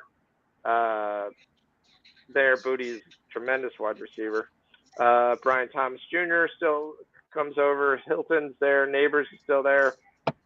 Jaden Brown. The question I have is who's gonna throw to him? I've got Jenkins, Thomas, and Booty as the 1, 2, 3. Thomas is a transfer from Alabama, I believe. Where was Brian Thomas Jr.? I thought he went somewhere else. No, I don't see it here that he transferred. Okay. Oh, he was between Alabama or LSU, and he committed to LSU. That's what it was. Okay. Yeah, sophomore. Booty is a sophomore. Oh, Jenkins is a junior. So, My buddy goes, O-line looks good. Crap, they fumbled. Spoke too soon. Any other college independents we want to talk about? A lot of people like BYU as an independent. We can move the NFL since we're late, or we can do that next week. I don't have anything more in college right now. Like I said, I just got my Phil Steele, so I'll have to go through this. Okay. Well, I know we had Phil Steele's or somebody had Phil Steele's picks last year, and they were not great. But I do like the magazine and being able to go through the stats and stuff. It's nice to be able to do that before the season starts. Yep. We won't be able to go full in week one, but at least be able to have hopefully some insight and some knowledgeable plays to start the season. All right. We're going to get ready for our next baseball one we're going to stump you guys with. Guaranteed I'm stumping you this time.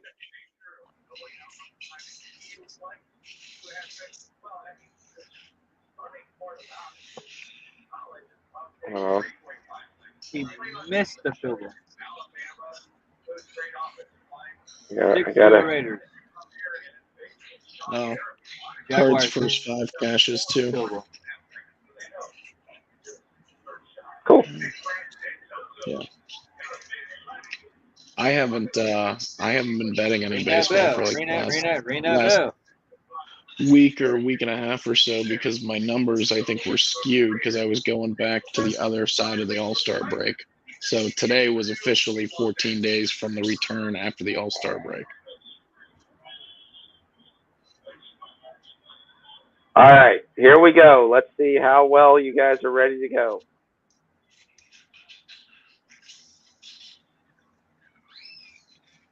We are going to move over to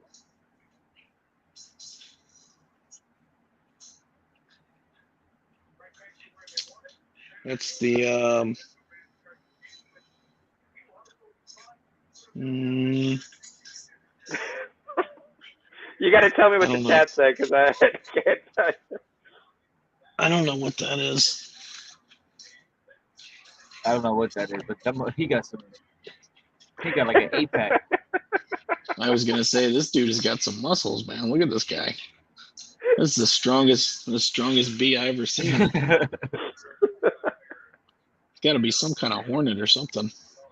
It's not a hornet. It's not a bee. Hornet, yeah, or something. It's all right. A wasp. Nope. It's why does he have you fangs? Like flick around. Why does he have fangs? What is it? A fly? I don't. No, close to a fly. Cousin of a fly. Mosquito? Nope. You got to tell me what the chat's saying too, because I have no idea. I can't read it, but I'm sharing the screen. What?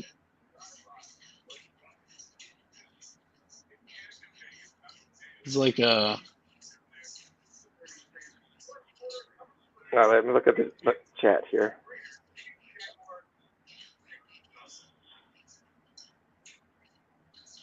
All right. So that was the Savannah Sand Gnats. What? Say it one more time. The Savannah Sand Gnats. Sand gnats. Oh. Yep. Okay. Trying to get a gnat. Never been afraid of a gnat before. Never. I'll tell you what though, that dude's ripped. Yeah, he's ripped. He's ready to go. That dude's ripped. All right, so you're 1 for 1. Finally stumped you. Let me see if I stump you again.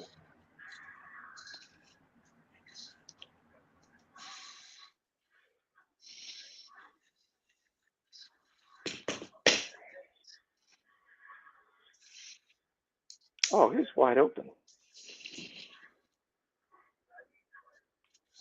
Are they still in the first quarter of football game?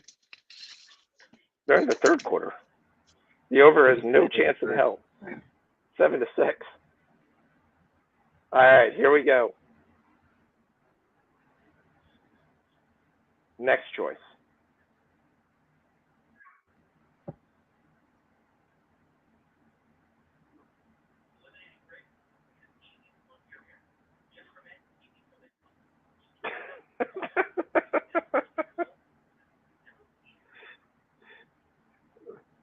Did you see it? I can see it. I've never seen that. No. My earbud died here. What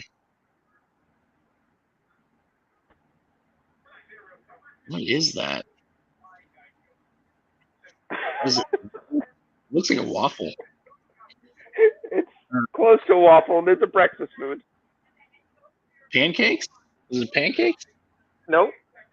I'll give you a hint. The initials are MD. Toast? MD. MD. So the name, the city, and whatever that thing is the B. It's kind of flaky. Biscuits? Biscuits. Yep. Oh, it's yeah.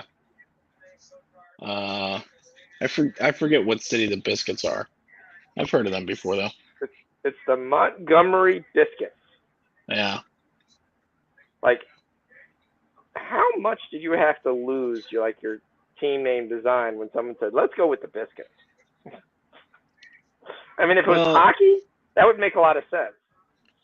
Yeah, we that's put the true. biscuit in the basket, but for baseball, we're the Biscuits. Let's go, fry them up.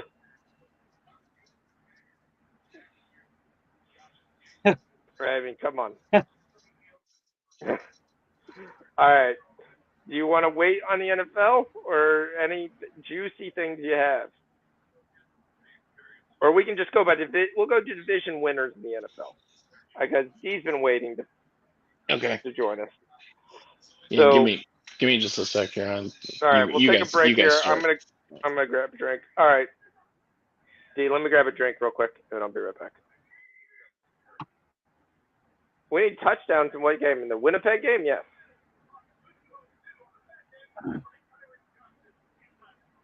Raiders are about to score here. We don't want any more touchdowns. Actually, we could take 2.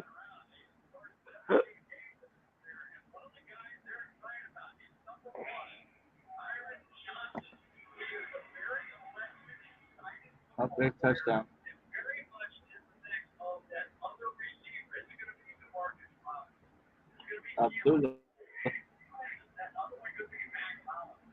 I think Zach Collaros has made more mistakes than I've seen him all year. Touchdown.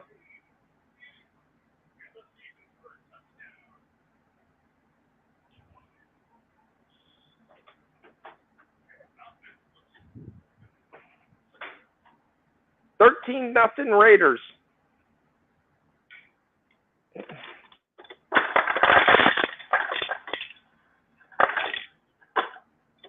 Did you see guys are all on Twitter? 5-unit max play, the Raiders. I was like, the one thing that can happen anytime in a preseason game is you can be up 20 points in the first half. And then when they switch out, that next guy could be dog shit.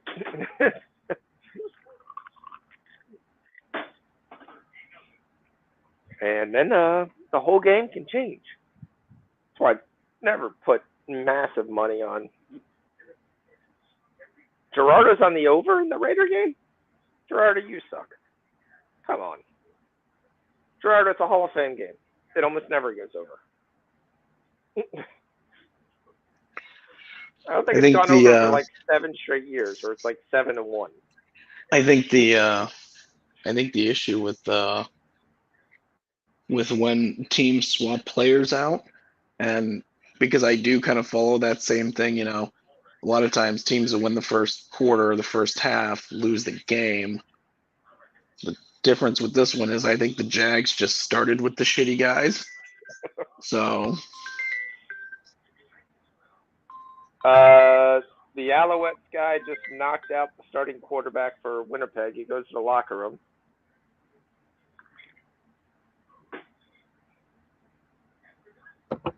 So I gotta see what happened here. Hold on. Who? I went and got a drink.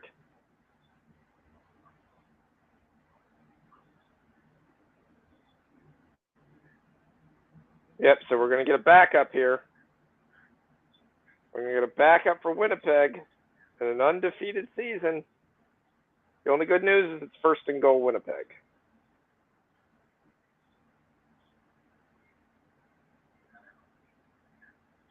All right. They've got the weirdest formation. Two guys were standing next to each other. That's never really a good thing. Some wide receiver didn't run. They didn't block. He just got slaughtered.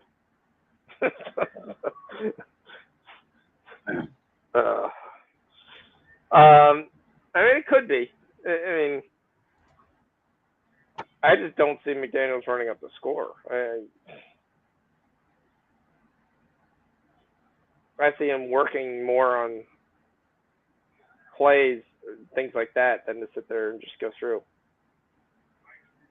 All right, we got second and goal now from the 5. I'll get back into it right after this goal line stand here. Some kid who they still haven't even shown his name rolls out. He's got a man in the back of the end zone. Touchdown, Blue Bombers.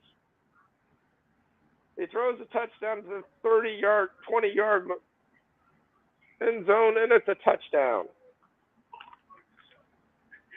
14-6 Winnipeg. Let's go. Get this, Winnipeg.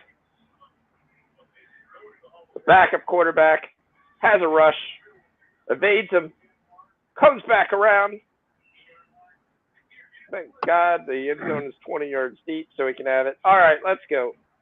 We'll go NFC East. Cowboys, Giants, Eagles, and Commanders. Give me your order of what you think it'll finish. And this is the division. Last year we picked the Eagles. You're right. I mean, no. I think I took Washington last year. We did, but this is, if you go back to the tape, this is where me and Rich were going back and forth, and we said the Eagles were your dark horse. I think it was plus 400. We said I'd sprinkle that and throw that on it just to basically have it, because that's a good bet that you have a chance.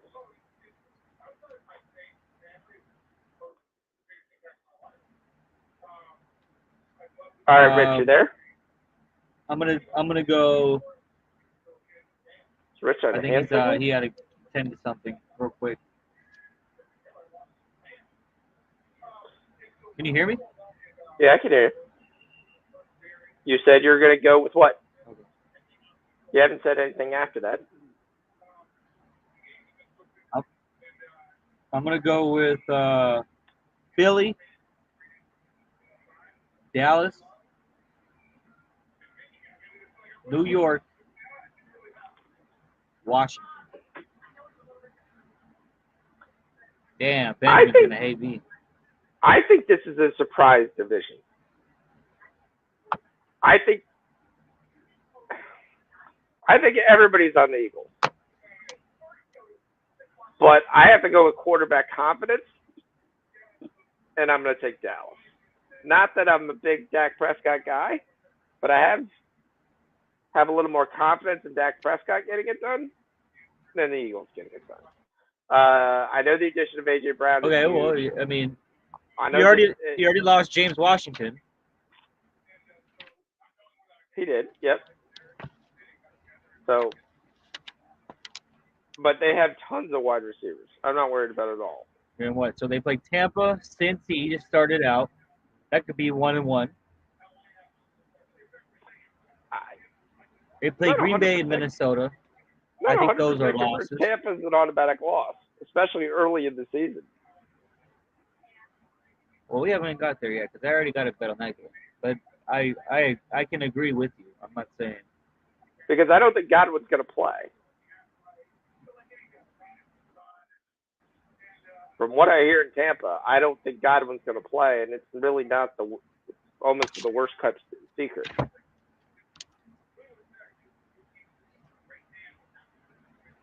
That he's probably going to miss several games. Oh, crap. Huge kickoff return. All the way down to the 30. And there's another turnover by the Jags, and the Raiders get it at midfield.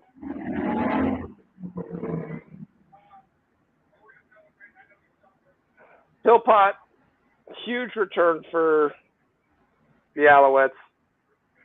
I think the Giants are better. I think the Redskins, if Carson Wentz can perform, there's enough there to continue to excel. You still got Logan Tom. You still got Terry McLaurin. Dotson has looked better in practice, so maybe he's starting to make the next leap.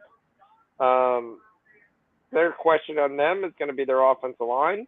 They got major question marks. Defense should be solid again, though.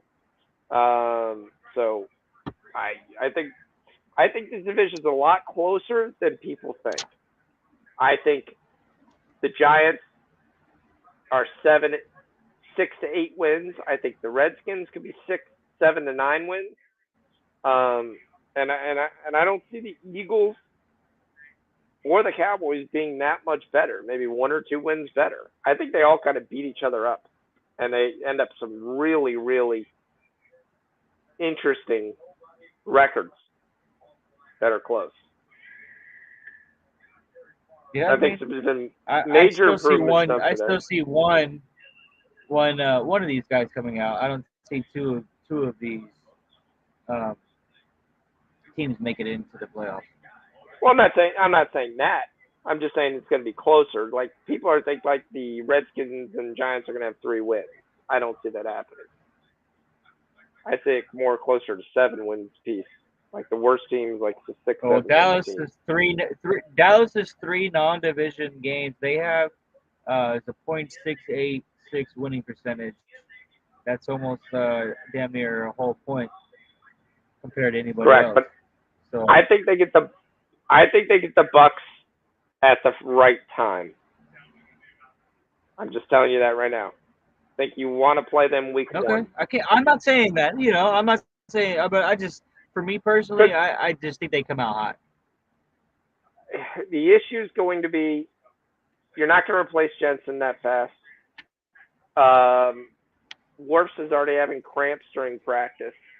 Fournette's in better shape, but he's still getting into shape. I don't think Godwin plays. I still think Gronk comes back in 3 weeks. He just doesn't want to go to training camp. The only question where I think is the signing of Rudolph. That was the only question where I might think, okay, maybe that's not going to happen. They went for it on 4th down, and they get it. Zaire White gets 3 when he needs 1. Big 3rd and 1 here for Montreal. They give it to the wide receiver to play quarterback, and it works. And they move the sticks. They get down to the 20 here. Might finally get some scoring. Raiders are moving. I think down to the 25. Takes the Jets to the... Yeah. Yeah, no. Not happening, fam. Zaire White, beautiful catch, beautiful run. Oh, come on, tackle him. Tackle his big ass. Touchdown. Touchdown, Montreal Alouettes. Damn it. Big 3rd quarter. Good for our over. So, I mean, what is your order in that division? Cowboys, Eagles, Washington, New York. But like I said, I think it's all close. I think it's bunched up. I think it's 3 games between the top and the bottom. I think they beat up on each other. All right, NFC North. Just like last year. I'll go first. You went first last time. Packers, Vikings, Lions, Bears.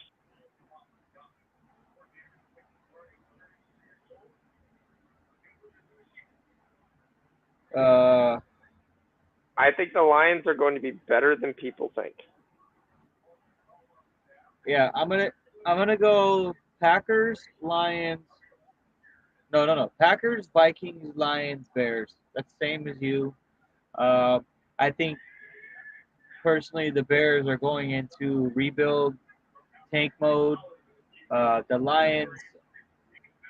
Well, I don't think they're going into tank mode. But I think what the Bears are doing, I think the Bears offense, they're going to resemble the Ravens from 3 years ago.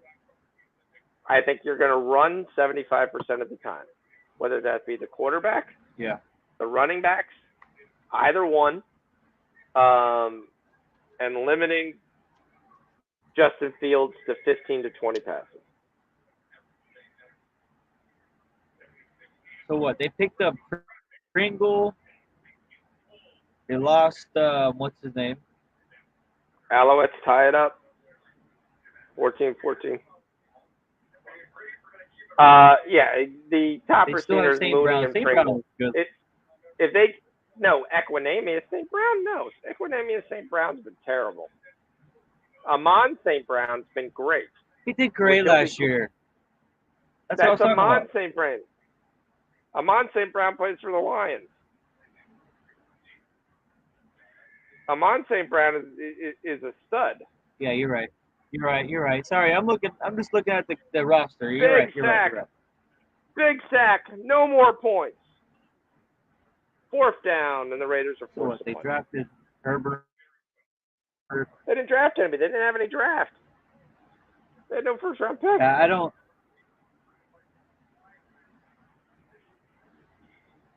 They basically went and said we were going to. That was the year before. Okay. Their running backs are solid. Herbert did well the year before. Montgomery's back still. That should be fine. Cole Kmet was a solid pickup. He's played well out of Notre Dame. This will be his 2nd or 3rd year. Can't remember. Velus Jones is the guy they drafted out of Tennessee. He's got a chance. They got Daz Newsome out of North Carolina, also a rookie. N'Keal Harry's been a disappointment in New England. I mean, the other guys are all going to retread. Equinemius St. Brown is the 7th wide receiver. Dante Pettis, he's been around forever. He doesn't have any speed, any breakup. What they quietly have done in the last 2 weeks is pick up some veteran offensive linemen. What I don't like is they're already trying to trade Tevin Jenkins because apparently he just doesn't fit in. What is their win total? The Bears win total.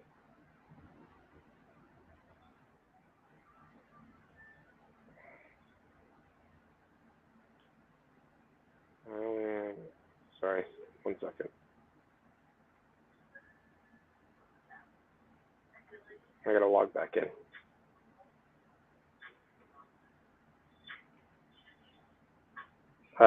Their win total is NFL Futures season wins. I got them losing 9+ games, so that's just a glance. 6.5. So you look at their schedule. They'll beat the Texans. They could beat the Giants.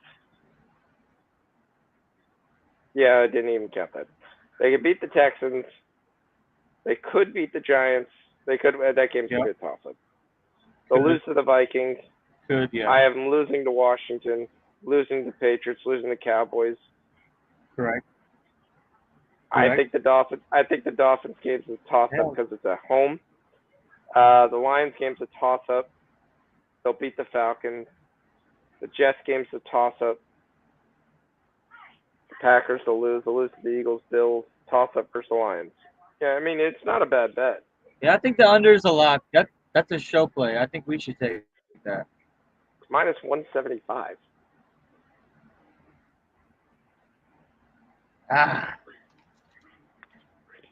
And you have 9 losses. 10? Or, I mean, you said you have 9 losses. There's 17 games in a season. That's 8 wins.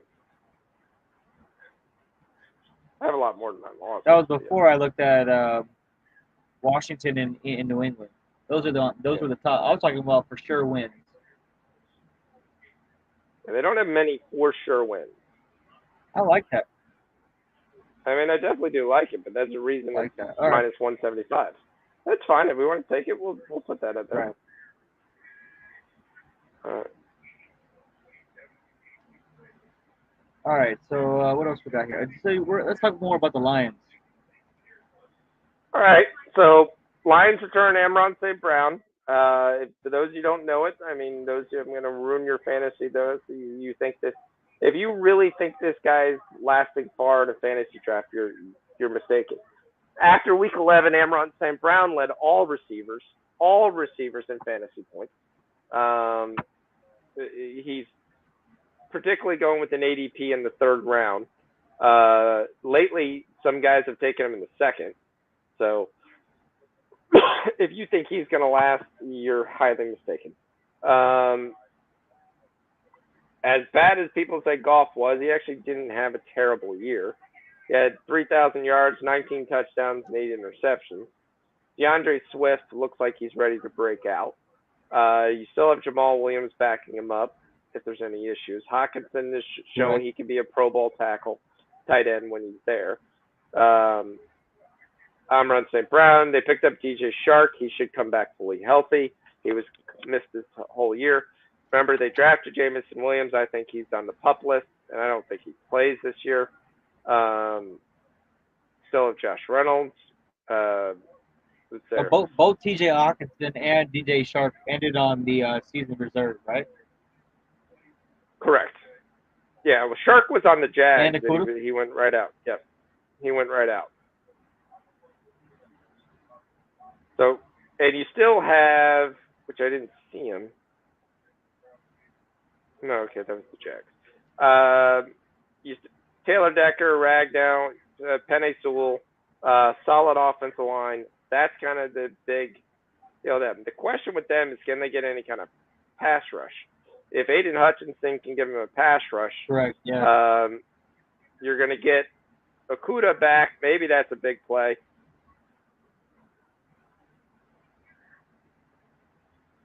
Oh, come on. I still don't see really a playmaker besides Hutchinson, really. Interception. I mean, they get Okudah back from IR.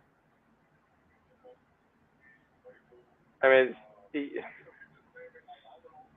the guys that you've been waiting, Michael Brockers. They drafted the guy from Illinois, right?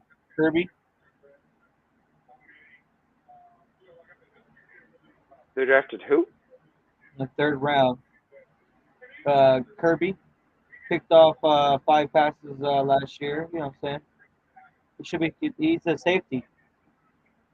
Yeah. Out of Illinois. Yeah. Yeah, Kirby Joseph. Because Joseph is down on the depth chart. He's more for future depth. Yep. But I think that team offense does a lot better. Yeah, I like them. It's definitely. I haven't looked at their schedule too much.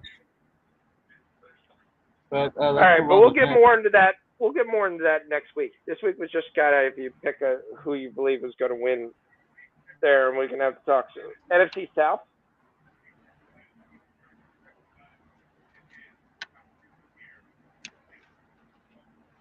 I mean, I don't know how you don't go Bucs, right. The South. Panthers, Falcons. The Winnipeg guy dropped almost basically a touchdown. Panthers, yep.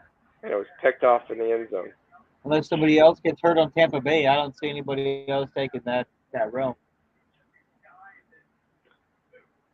No, but I think the Saints are going to be better than people think. I think Winston will be fine. Crablegs should be able to have plenty of weapons to throw into, especially with Olave being there. Michael Thomas back. Still Kamara, obviously. A stud defense. I think they're going to be a lot better than people think. So that won't shock me. Winston for comeback player of the year is a strong bet. If you have that, you can get him at plus 500. NFC West, you have Cardinals, Rams, Niners, and Seahawks. This should be interesting. All right, D, I'll let you go first. I get it up. I got it written down.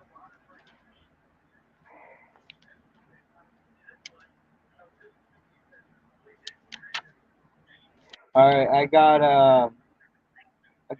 LA, AZ, SF, and then Seattle. Say that again. I don't really. So LA, Arizona, San Francisco, Seattle. Okay, I actually agree with all that. I think San Francisco is the team that takes the back. And that's going to be key because this team traded 3 first-rounders for this quarterback, thinking this is that guy.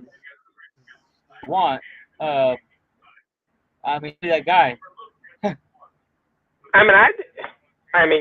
I think Trey Lance eventually will be a solid quarterback.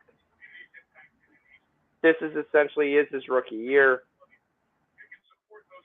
I still think he's a year away from being a year away. I think you'll see positive things next year. I think there are times he just doesn't win him the game this year. I think the loss of Deebo Samuel in the backfield. I believe they have a really trashy schedule. I think the loss of Deebo Samuel in the backfield is going to be there. I think Samuel, you're looking at 1 to 3 carries. I know people went out and said, oh, that was kind of blown up as agent. No, it wasn't. You look at that contract, and he gets huge incentives if he runs the ball, which is he asked his agent to put in there for the language of, I don't want to run the ball. I don't want to go between the tackles. I'll take end arounds and things of that nature. That's fine. You'll get 3 or 4 of those a game. You're not going to get the 9, 10 carries he was getting or the goal line carries. And it's smart. It would beat the crap out of him. It would definitely cut the longevity of him playing football. And again, but still without a proven quarterback, I just don't trust him to sit there. All right. We'll go AFC East. Oh, yeah, that's where it gets a little rough. I'll let you go first. Bills, Patriots, Dolphins, Jets. The Bills are obviously the class of this. They do have to overcome the loss of Emmanuel Sanders. They do have plenty of receivers. This is Gabriel Davis. Gets his chance to step up.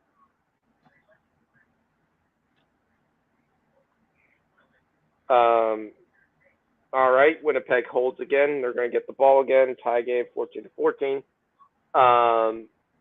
That's the only question. I also see James Cook by week 7 or 8 taking over Devin Singletary's carries. Should be no issue with. He's a more talented back, so he should easily be able to take. He's a bigger home run hitter. So I see that I don't trust Tua and the Dolphins. I think Devontae Parker is going to be huge in New England. I think their question is going to be on defense, but I think they have enough coaches to coach up guys they've got on defense and be solid enough. I don't think they're going to be elite, but I think they'll be solid. And that's where I see still them beating the Dolphins. And the Jets I see improved, just not enough to compete yet. But on their way. Yeah, I honestly, I'm going Bills, Pats, Miami, and Jets with you. I agree. I think the Patriots, coaching defensive wise, will be obviously above average, but at least win them the games that they need to. I honestly, I'm not buying into the Miami hype. I think there's too many Chiefs, not enough Indians. Uh, not trying to say anything like that, but you know what I mean. And of We are course, watching the this. Jets decline. I gotta say, CFL has this really cool, like, super slow-mo for their cameras.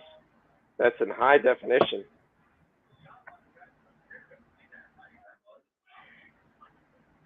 That's a hell of a speed. That's crazy. Super, super slow-mo. And then it looks like he drops it.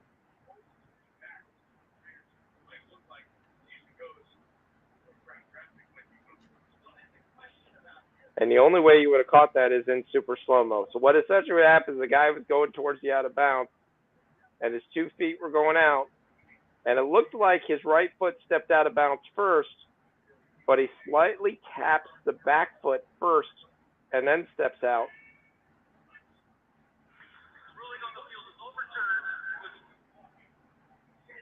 So they ended up getting the 25-yard catch, and unfortunately Montreal's drive continues. All right, AFC North. AFC North, I think it's Bengals, Ravens, Browns, Steelers. I think the Steelers are the one team you worry about.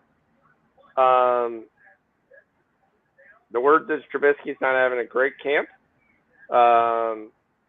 But I do like the fact that you hear Kenny Pickett is not expected to play almost all year.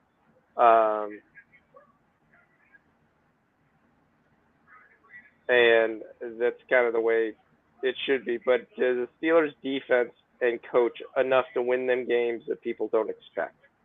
I think Deshaun Watson gets suspended several more games. I think when you compare this, no matter what you believe in this or that or whatever, when you compare this to other suspensions, this 6 games makes no sense. So Josh Gordon was suspended 78 games for smoking weed. There's no way he gets suspended 6 games. Calvin Ridley was suspended 17 games for betting on his own team.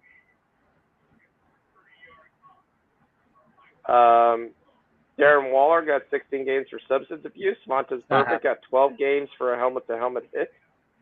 Hopkins got 6 for a PED. Remember, Plexico got 4 for shooting himself. I can't see where you're going to come back and say 6 is there. Now, Goodell has pulled himself out of the ruling here, so you can hate Goodell all you want. He has nothing to do with this next ruling. So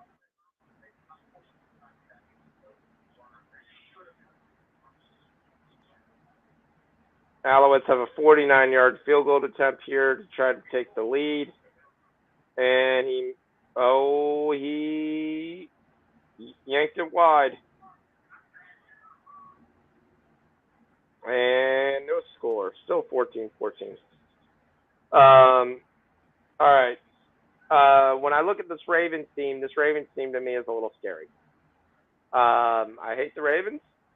The only question you really question on this team is receiver. And everybody's favorite receiver, there's a possibility could end up in Baltimore, which would be Jalen Reagor.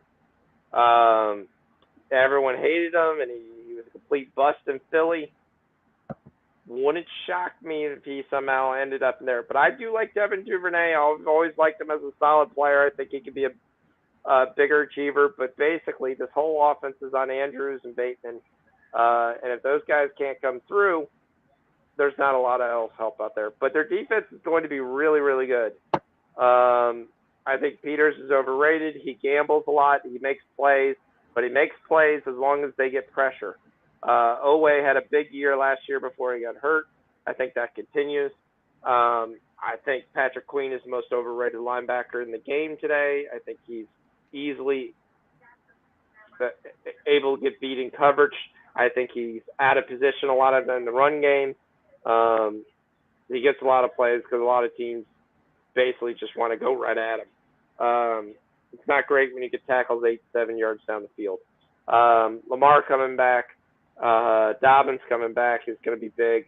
The bigger question is going to be on right tackle with Juwan James.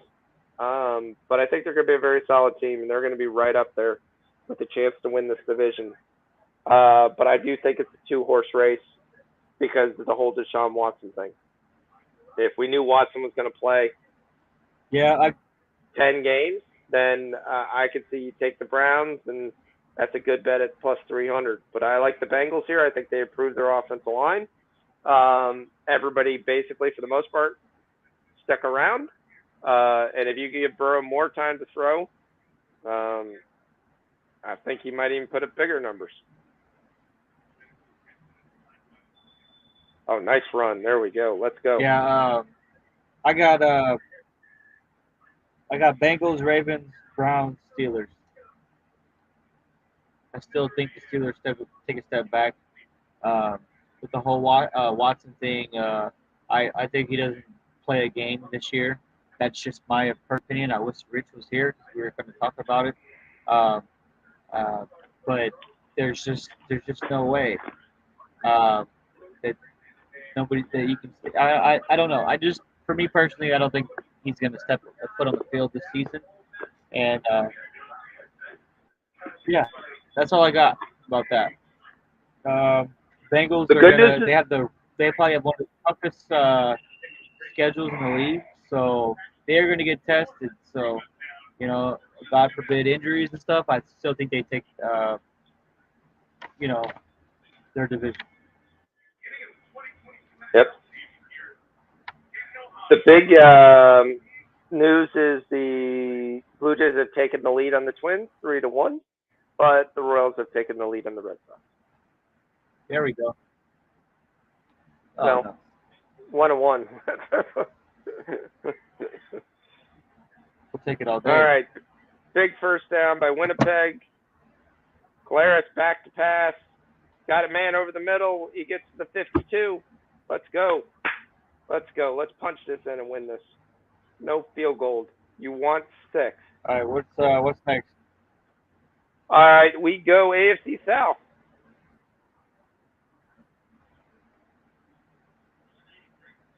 All right. I got Colts, Titans, Jags, Texans. Yeah, that's not even a debate. Well, the Texans could be. Matt Ryan comes into the Colts.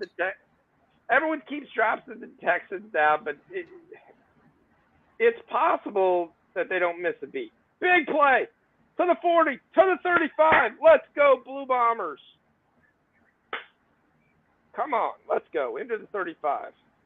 We're technically in field goal range, but we want -3. What? I got -3. We got -3 and what? On the Winnipeg. Live.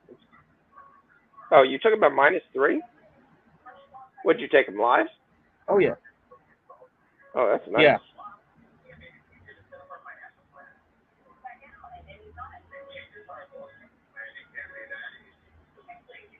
Oh, get to the outside. Where's the flag? It's the first down, depending on the flag. Questions. Do we think Jacksonville actually scores any points this game? That's kind of the question mark we had.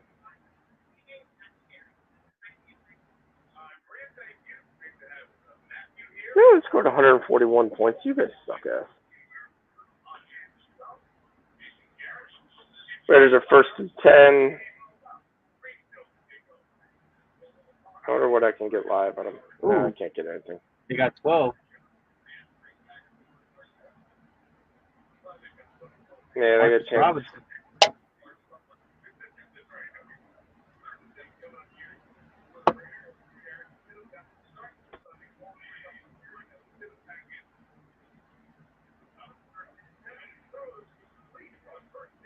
Come on, punt the ball. Come on, no touchdown, punt the ball. At the 7. All right, let me go back. We'll go AFC West. I can't wait to hear this. I'll let you go first. All right. Well, I actually nailed it last year. So if you tell me, you won a lot of money because I took the Raiders at second and to take second place at plus 600. That was a casher. So, with that being said, I'm going Kansas City.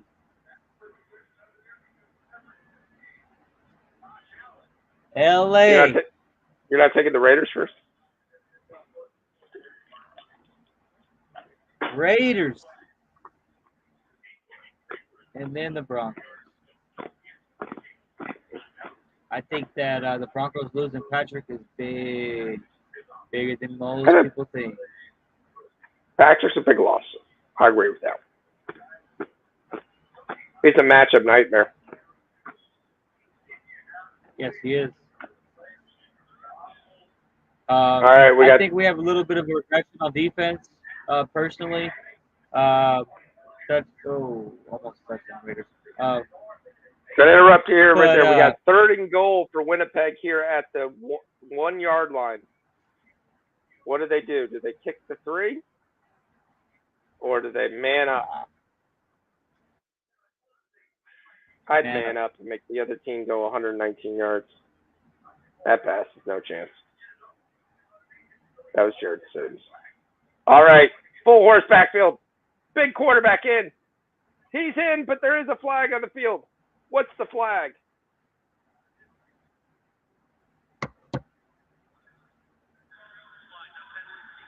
Decline. Jared Stidham's gonna walk in himself. Touchdown. Bombers. Well, touchdown Raiders. 20-0.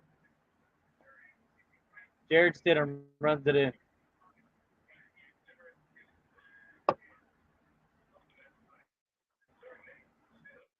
Oh, they had the whole field.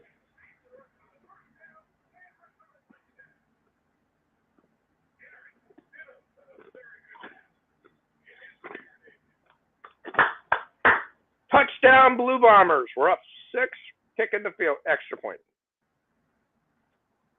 What's up, Jordan? How you doing? JJ?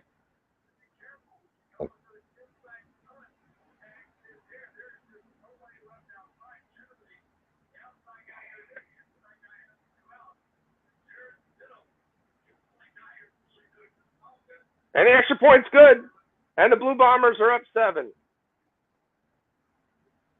Jump shot. You missed all the positive things we said about the Lions and what we were talking about. So, yep. Oh, what a big quarterback. Beats up, does the Tim Tebow, gets into the end zone. Let's go, Blue Bombers. Come on. All right, AFC West. Chargers, Chiefs, Raiders, Broncos.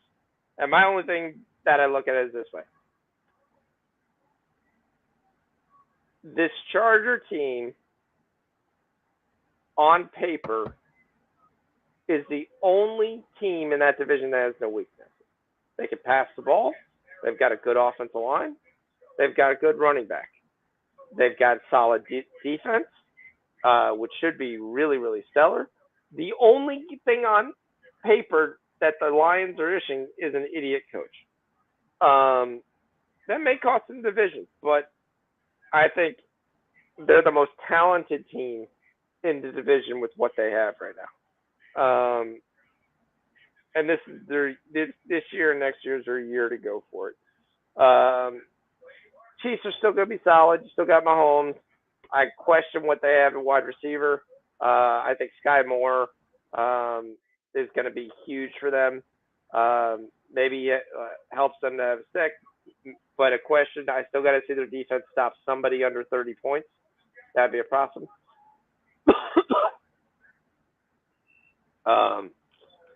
He's not mad for Patricia. Jordan, we counted 5 games last year that he lost just by being stupid. Going for 2 early in games, going for 2 when you had 3 available. There were so many dumb things that he did that you were like, what is he thinking? Broncos are going to be a very interesting team to look at. I mean, the question is, do they have a defense? They've got young cornerbacks, got a good young pass rusher, but is it solid enough? Oh, what a big hit. Big hit here by Jacksonville. This is where overs go to die. This is where unders go to die.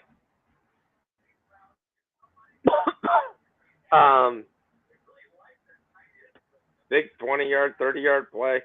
Damn, come on, get this Philpott guy. Can't keep giving him midfield.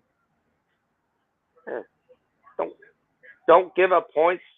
This is not rally and tackle. This is stop. That's what we need. And then I look at the Raiders. The Raiders' question is offensive line. They don't have a very good offensive line. They have some issues on defense. They added some pieces. Chandler Jones had a great year last year. Can he repeat it again this year? Decent young linebacker. Added Denzel Perryman. Comes over. Jones is solid. Secondary is questionable. So I think Derek Carr has a very big year, which is why I like them better than that. I mean, they could definitely be a dark horse, but their question is going to be their offensive line. So, and they've also had an issue with injuries. So is the Chargers, but yeah. So, all right. So it's 20-0. Not what I wanted. Oh, and then we're going to get a late score here because the Raiders can't tackle. That was a flag.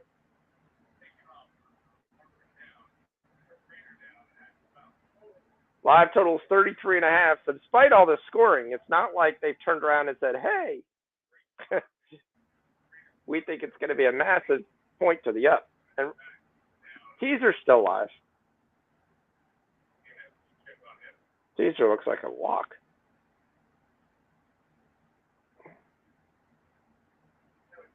But there are bets coming in because the lines are moving up and no plays happening.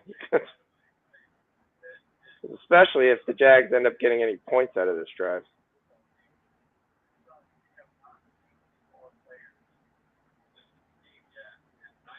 So I was interested and excited to see that Matthew Berry will join the Sunday night crew. So you actually have someone who can actually talk fantasy, who has a clue of what fantasy is. Oh, big stop! Huge tackle! Huge loss! Nice play! Great play by the cornerback. Fought off the wide receiver block. A little flare pass real quick to the wide receiver and thought they would go for big yard. Came for a nice loss. Big second down here by Winnipeg. Let's go. Oh, that was on pick. Let's go. 2nd and 14. Quarterback looks, hit him. Another big sack. Look at the Winnipeg defense show up. Big sack. Jeff Coat. Wonder if he's big Jeff Coat's there. All right. It's going to be 3rd down. Winnipeg gets the ball back.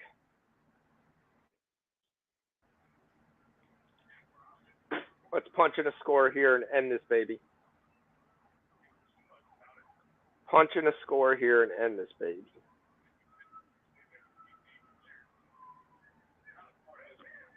All right. So the Mets beat the Braves.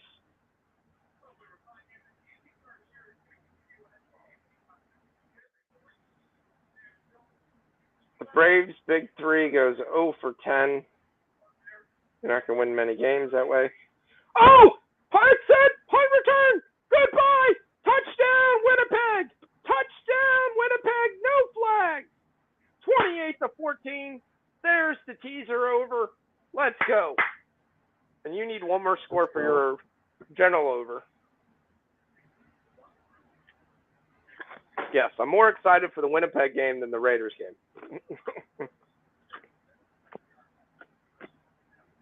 Let's go. Not yet. He's going to run the ball. He's going to run a 98-yard run right here.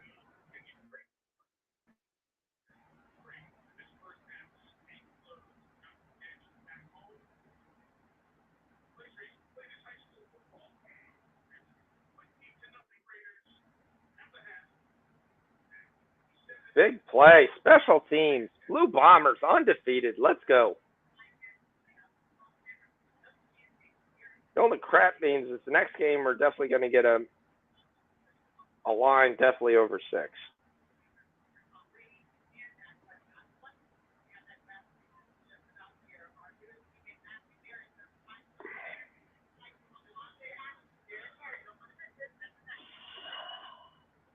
All right, let's see what we got going on in baseball. See if there's any live opportunity.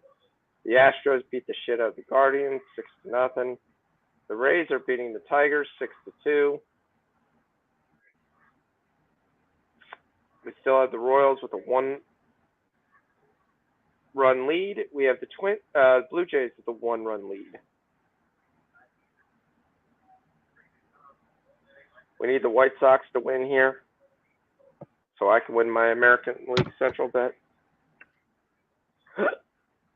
So I know you're all in. I know you already bought your World Series tickets. You're ready to go. You've put your money down. I will tell you, I did win the home run derby with Tatis the other night. You won the what? It's the home run derby with an MLB The Show with Tatis. Oh, you got Tatis on your team? No, I just decided to be him because I had nobody in the home run contest. I don't know why I didn't get anybody in the home run contest. I just didn't get anybody in the home run contest. I will tell you, I enjoy Major League Baseball, the show, but there is no other game I've played in my, let's see, we'll call it, I started gaming when I was like 85. I will say 82. Okay. In my 39 years of gaming, that has more bugs than that game. There's no other game that has more bugs. So if you use quick manage, it takes away whatever stats you've used in a game. So if your guy hits 2 home runs and you get quick manage, all of a sudden that doesn't count. It's like the guy did nothing for the rest of the game. Right. If you pause a game and then like come back and because it's on the wrong settings or whatever, and you change the settings and come back, it starts the game by saying your guy's hitting the cycle. It says, if you missed us, what you missed, you missed a great game. So-and-so has already hit a single, double, and triple. I'm like, it's the first guy up to bat in the first inning. How the hell did he hit a cycle? Right. No, it's not that it counts, but that's what the announcer says. That's the second bug. Right. In the home run derby, you can hit a foul ball and it still counts. Sometimes, yeah, it just depends. You're doing it in season. Everything's in season. There's a hell of bugs in season. I play live. So I play online against people online. Oh, picked off! Blue Bombers! He thought he baited him. He baited him. Oh, he's still on his feet. To the 40. He gets away from another guy, and he gets crushed. There is a right flag back. 1 down. second. Oh, this better not be on his other guy because he baited the hell out of him.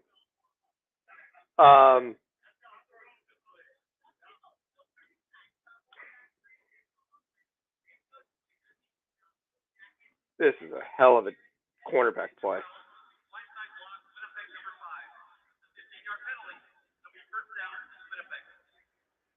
The interception will stand. You had a blindside block, and Winnipeg gets the ball back. Oh, let's go. Let's put this one to bed. Oh. All right, the Rays are trying to do their best right now to see if they can lose a game in the 9th inning. This team badly needed to trade for a closer. They just won't spend the money.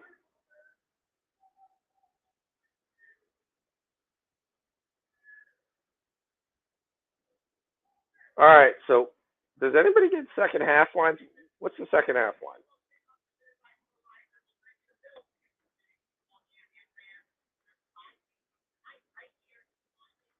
Yeah, because no one wants to watch this.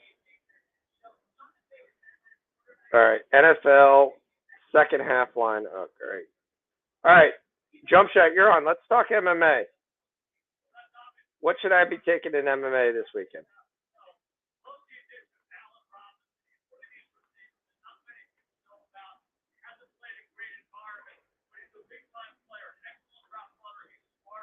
How does everybody not know who Allen Robinson is? Everybody knows who Allen Robinson is. What the hell are you talking about? Love the addition of Allen Robinson. He's brand new. Everybody knows who Allen Robinson is. Shut the hell up.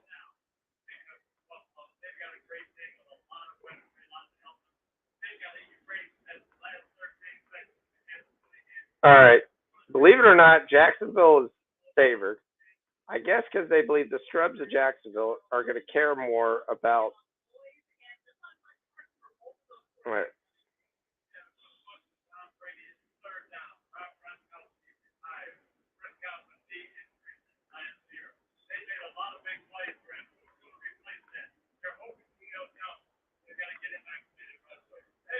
All right. So Gerardo says should be taking Juliana Miller.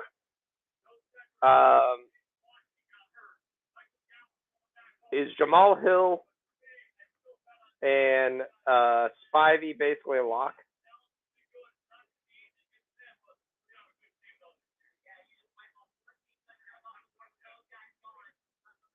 So I look at the MMA totals that I have. So you said Juliana Miller. Let me find Juliana Miller.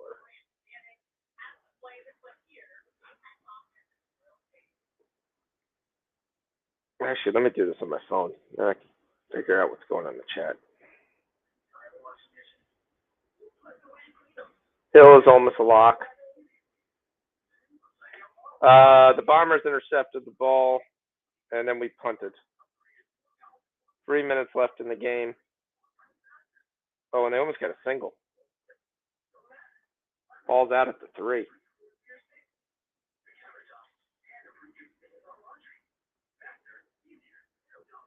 Let me see what we got here.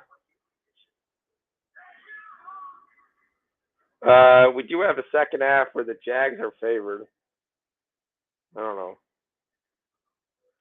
I did think the Jags were going to be a little bit better, but boy, not this bad.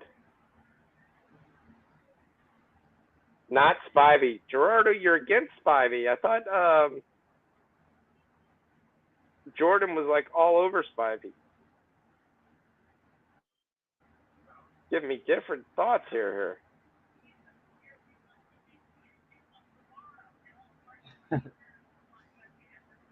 For Spivey, against Spivey, no Spivey. Juliana Hill or Miranda or something. He throws it deep and he dropped an interception. Oh, come on. What a stupid throw. He threw it to 3 guys. He tried to get his speedy guy down the field, and the deep safety just dropped the ball.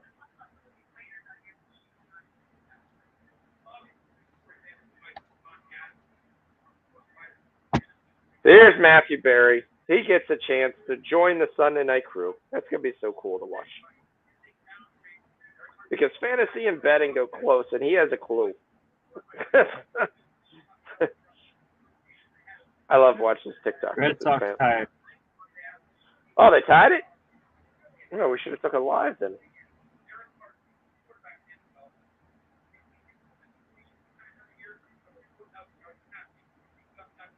Now, are the Red Sox going for it, or are they just kind of like, if it happens, it happens? What do you think? I feel like if it happens, it happens. I don't think they care. I don't think they made any major moves to say, okay, we're really there. I don't think they were expected to really compete. So you said not Spivey. We're taking Juliana Miller. The minus 125. That's big for you. What about Zach Pauga versus Mohammed Usman.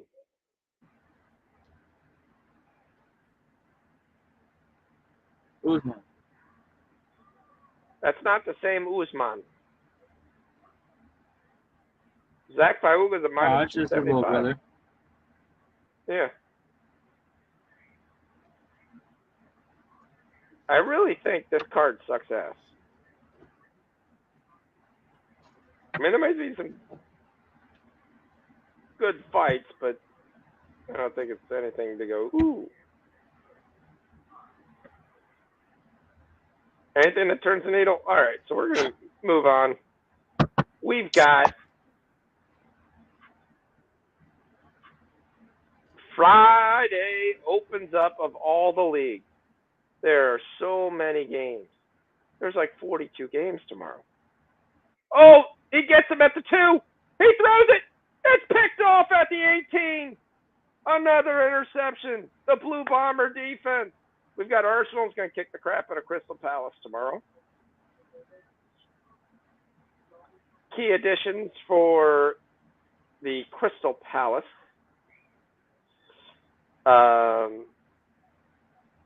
Chris Richards comes over, the American, who never got a shot really at Bayern Munich.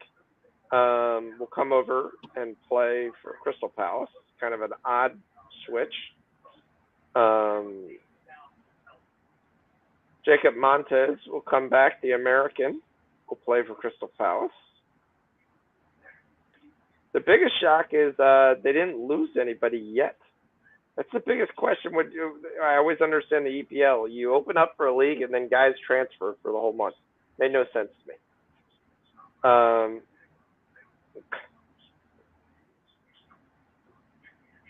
Guys can bitch and moan and then just transfer. Oh, it's inside run.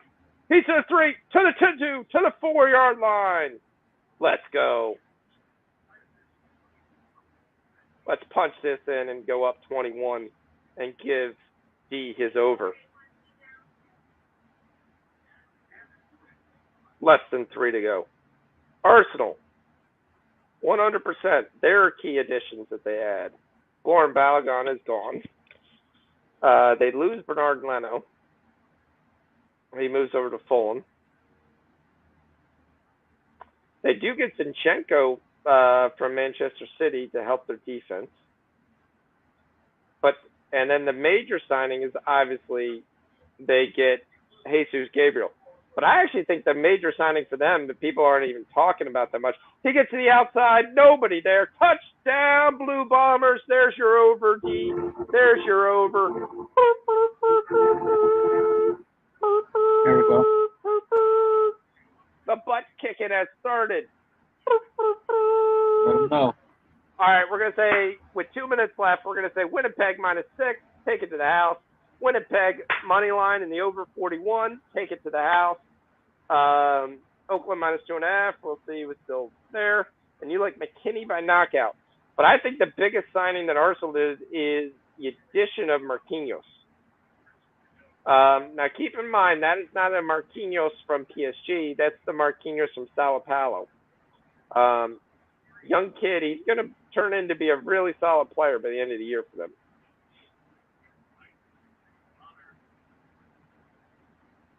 All right, so that's our EPL. We get the midgets. We love the midgets. Evander Rumardo still out. That's going to be big. You're playing a Lingby team that's been solid. Wouldn't be shocked if Lingby won this game. We also get the return of the Chinese Super League.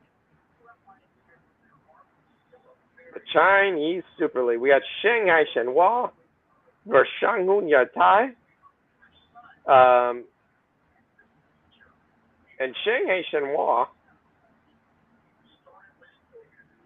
is actually not favored this game. I got to see something iffy about the game. Somebody's out that I'm not aware of.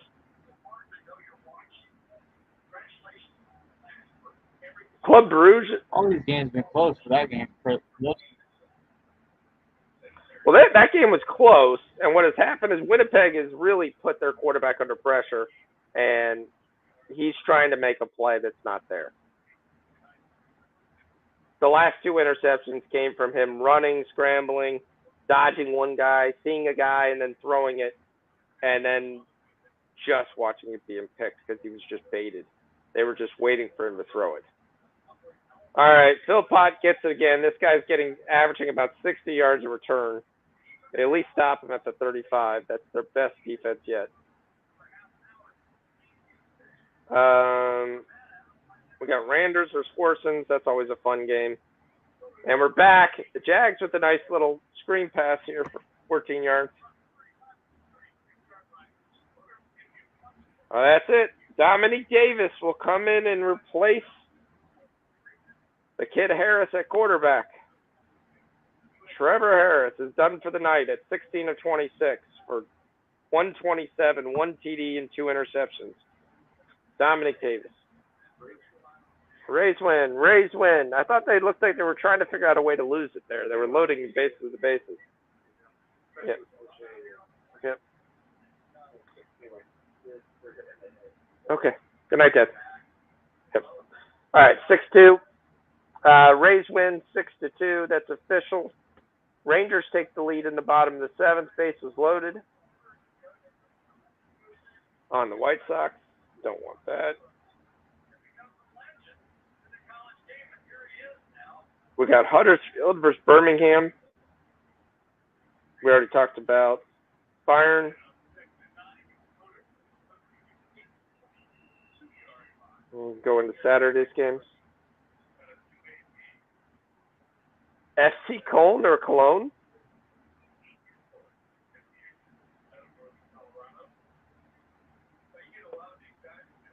Why'd you put both pronunciations of FC Cologne? Are you trying to ask me which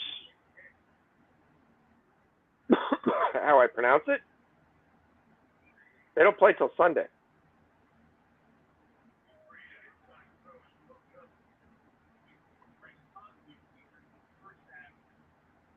They play Schalke. Schalke's back. They went to the Bundesliga too. They won it. We're betting on Serie B?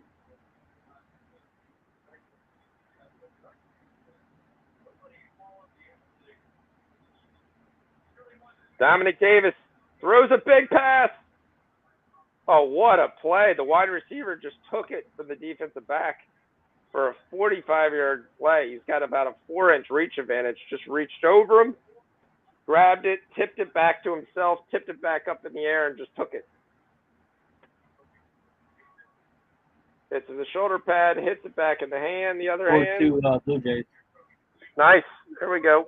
Get a little insurance.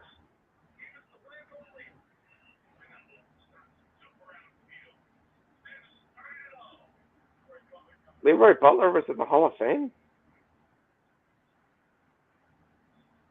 For what? Oh, that should be a penalty. I think the guy hurt himself trying to hit him, too. Yeah, that should be a penalty. The guy slid down and you hit him in the ribs. Yeah, I mean, I see why you're like Colin, because they're playing Schalke. Schalke really gutted the team, so not surprising. All right, but that's just like saying I like RB Leipzig over Stuttgart. The same way. Yeah, and this guy should have caught this.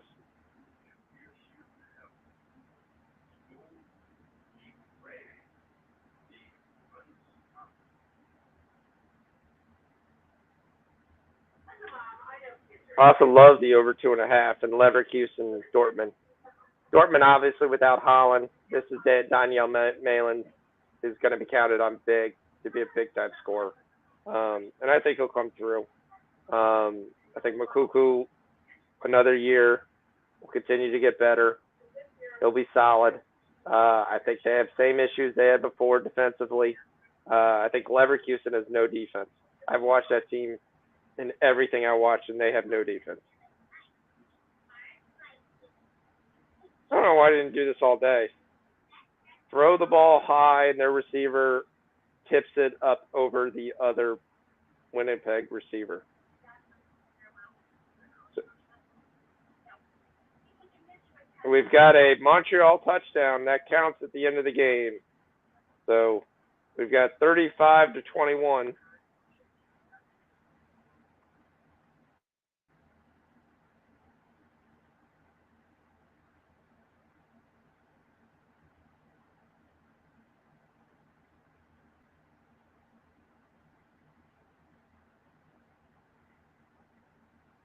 Montreal's a great team with tip balls.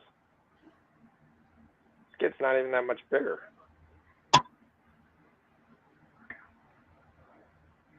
So we'll look at that. Saturday's EPL games get a little bit more interesting. I have other things there. We got Fulham versus Liverpool. Liverpool -1.5, maybe 2.5. Bournemouth, Aston Villa. That should be a very interesting game. I'll take Bournemouth's going to be home. I'll take Aston Villa. Wolves versus Leeds. I don't understand this game because literally Leeds has about 8 guys out. Jimenez is still going to be out for Wolves for a considerable while, but it's not like they don't have anybody. Daniel Podence was fine last year. Hwang Chain was great. You're getting the Wolves at +200. Don't be surprised if I give you guys Wolves draw no bet. But I'll wait till I see closer to lineups. Newcastle versus Nottingham. We're going to be on Newcastle a lot. Newcastle spent some money. They splashed some cash.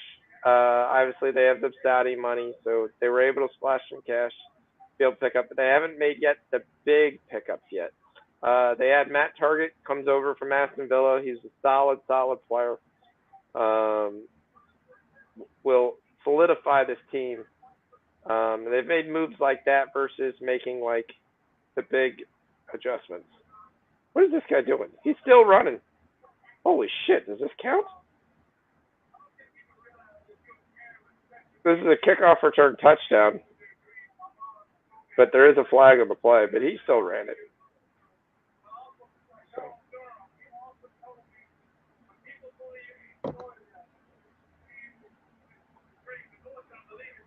Well, no, that's not coming back. It's coming back. So we'll see. When Kieran Terry plays, that team's a totally different team, so that should be interesting. Tottenham, Southampton, that's at over 2.5 all day. You've got some big shoes to fill though if you're Tottenham. I mean, still got Harry Kane is still there for now. There's a question of whether that'll still be the case. Adding Richarlison is huge. You steal him from Everton. You add him with Hung So Min. That move was done to basically think that Kane was going to leave. So far, Kane hasn't left.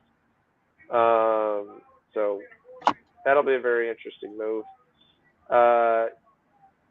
Hugo Lloris is still there in defense. So I like the over 2.5 in that game all day. Southampton, again, doesn't really go out and improve their squad. I don't know what they're doing. They didn't really spend any money on anybody else who could put the ball in the net. So kind of more tried to hang on to guys. Adam Armstrong has been less than stellar. He's cold form. How the hell did they get the ball?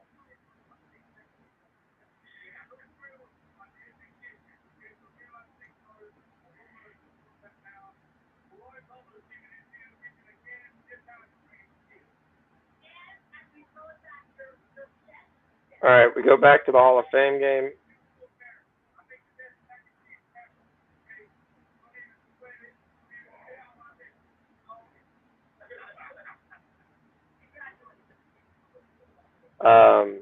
I don't think Southampton's really improved. I think Tottenham will win that. I wait. A lot of times, Gerardo, if I know a game's a high juice on over 2.5, I'll take something earlier. That's a high probability to win, just to lower the juice in a parlay. My I'll take a Boldy. I'll take a Chenga Utai. I'll take a Olsen. I'll take a baseball that I think that's really high, or a football that's really a high chance, or an MMA fighter to lower that juice.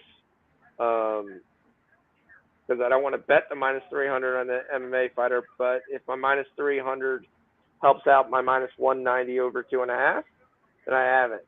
So the other thing I'll do sometimes is wait 10 minutes in the game and hope I don't get a score, and then take it live.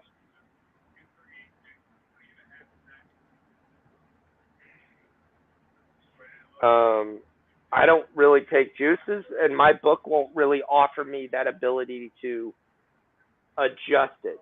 So a lot of times I get a 2.5, I have to take live because my book's trying to hit me with a 3.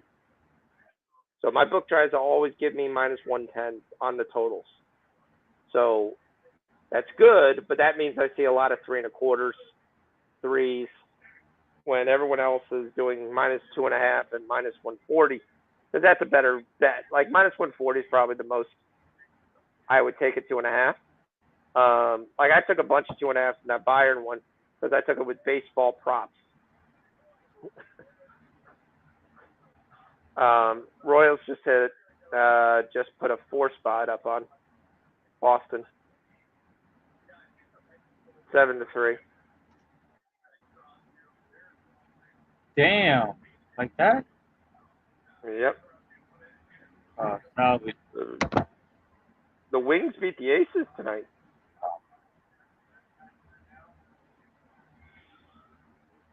All right, Winnipeg has 35 seconds left. I don't even know why we're playing around with this. We got a punt here. Raiders are going to get the ball at the 4-yard line. Let's try here as we jump into our live number here. The live number is 32.5. The books don't know what to do. They're not sure anyone's going to score.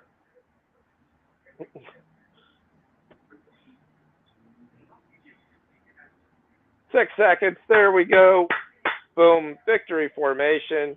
The Winnipeg Blue Bombers are 8-0. They're a fun bet. Do we cash it? Yeah, we cash it easy. I haven't cashed the second half. Blue Bombers. So we are celebrating blue balls. So let's go.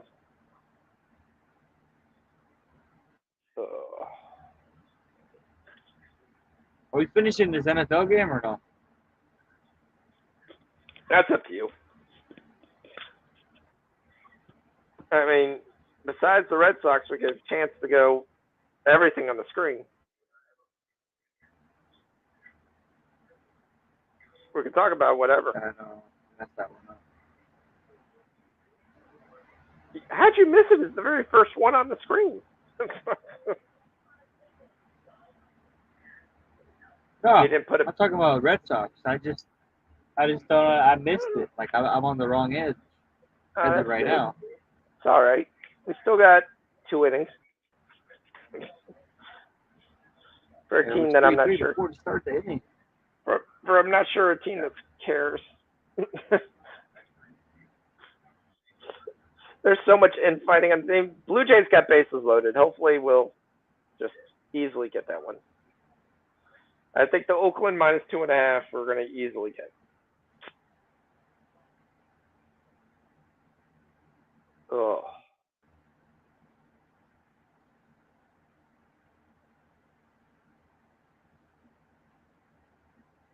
I'm going to miss my one bet where I took the 8.5 with the Jags. I actually thought they'd do something. Damn, Syndergaard gave up 11 hits. Well, it's been a rain delay to the 5th. I mean, the Nationals have actually been a better team since they let Soto go. You guys gave up a lot. So in 2 years, if you don't win the chip, are you happy?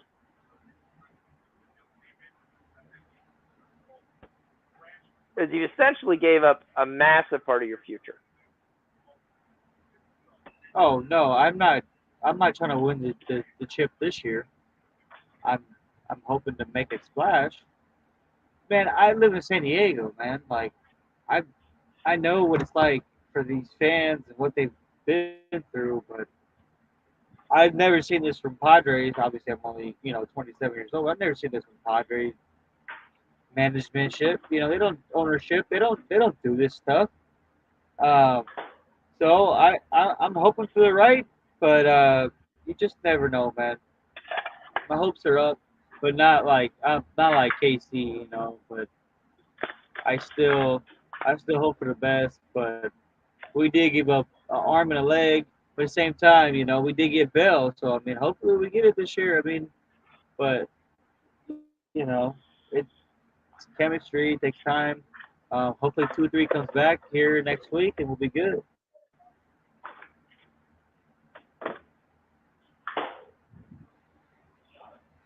Yeah. Hold 1 second. D, put me on mute.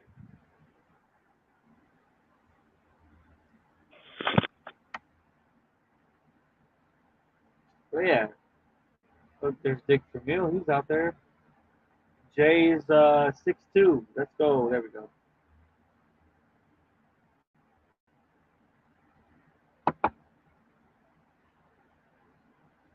So yeah, I took that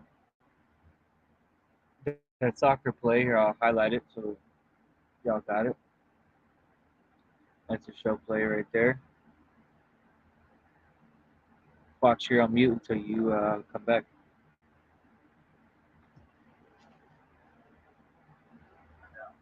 Appreciate that. Thanks, D. Not a problem.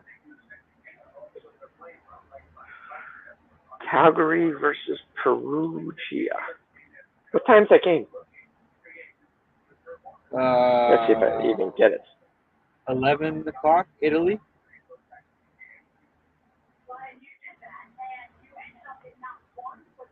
Tomorrow, right? Right. I don't know if I have Italy D. I can watch it when it's live. I can't do it when it's pregame. Come on. Is that 11 p.m. our time? Let me see. 8:45 my time. Italy, Coppa Italiana. Italia.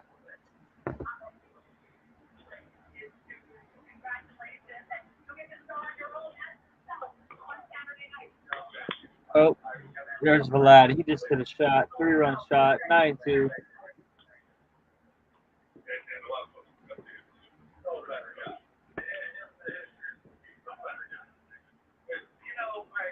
Who is the Hall of Fame class?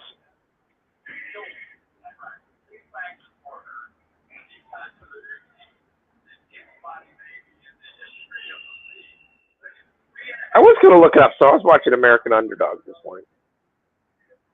I had to watch something that takes some time.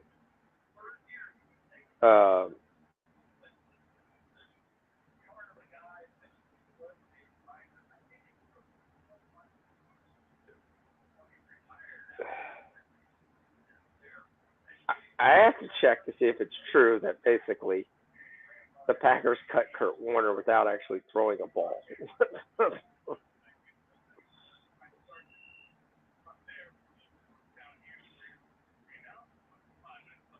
The Hall of Fame class members were Leroy Butler, Bryant Young, Richard Seymour, Sam Mills, Cliff Branch, and Tony Baselli.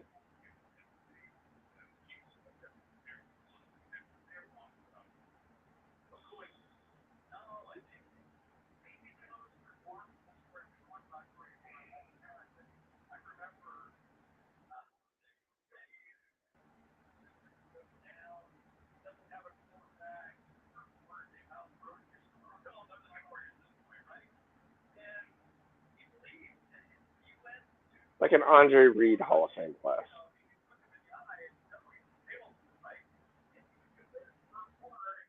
Jags are going to score here.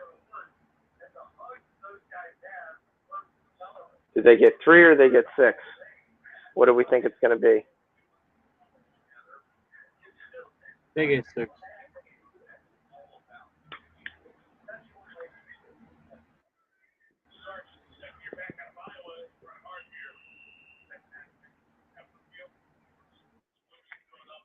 They're just getting big chunks. Blue Jays up 9-2. That one looks good. Guerrero hit a 3-run home run. That should seal that game. Cards up 7-2. Rich had first 5. That works. I didn't put that on the screen. Oh crap! Down to 12. Come on, fumble. Fumble. There you go. Jags being the Jags. Chop block. First and 25.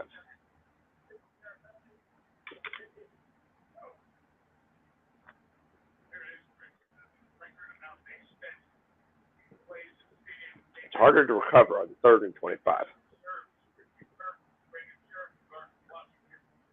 2nd and 20.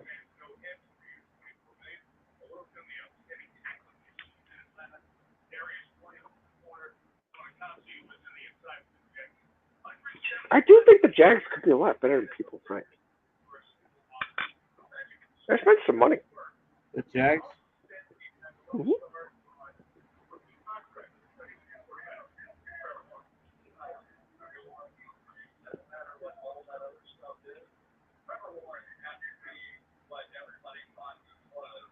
Yeah.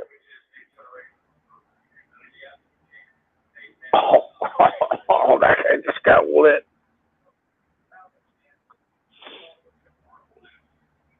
You said a ball that was just laying out there and just said, hey, smack around.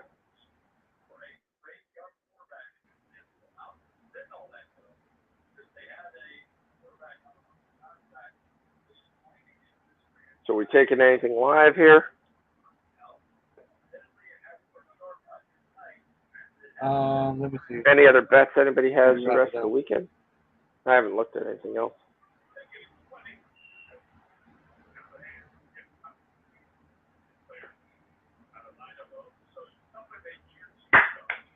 Good. The Raiders hold 4th and 16. Let's see what happens.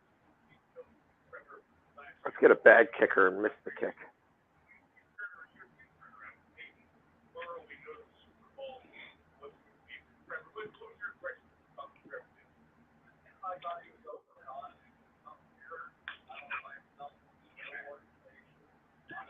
I don't really see them live.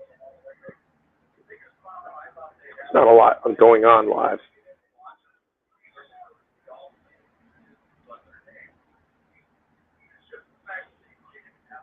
All right, I think we've kind of run. We'll watch. We'll see if they kick this kick. And, oh, great! Somebody gets hurt. Hopefully, the guy's okay.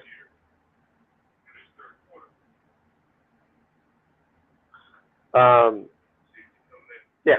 So to review, we win Winnipeg. We win the teaser. We win the first 5 Cardinals. I think we did. Let me double check that. I think they were winning the whole time.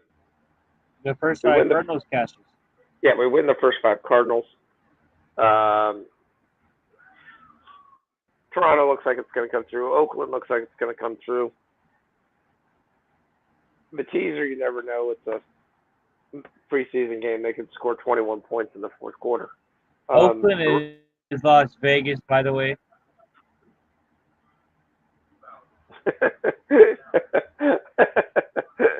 Thanks. I didn't even catch that. I wrote Oakland. I'm sure people were confused, but yeah, that's a winner. I could have wrote LA too.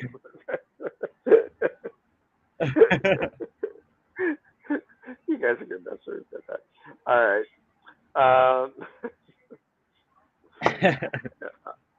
I didn't even realize I did that. That sucks. That's quite funny.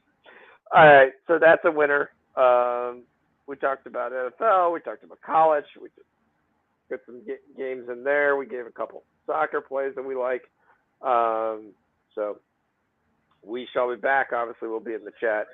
If anybody wants to hit us up, other than that, thank you all for joining. Thanks, guys.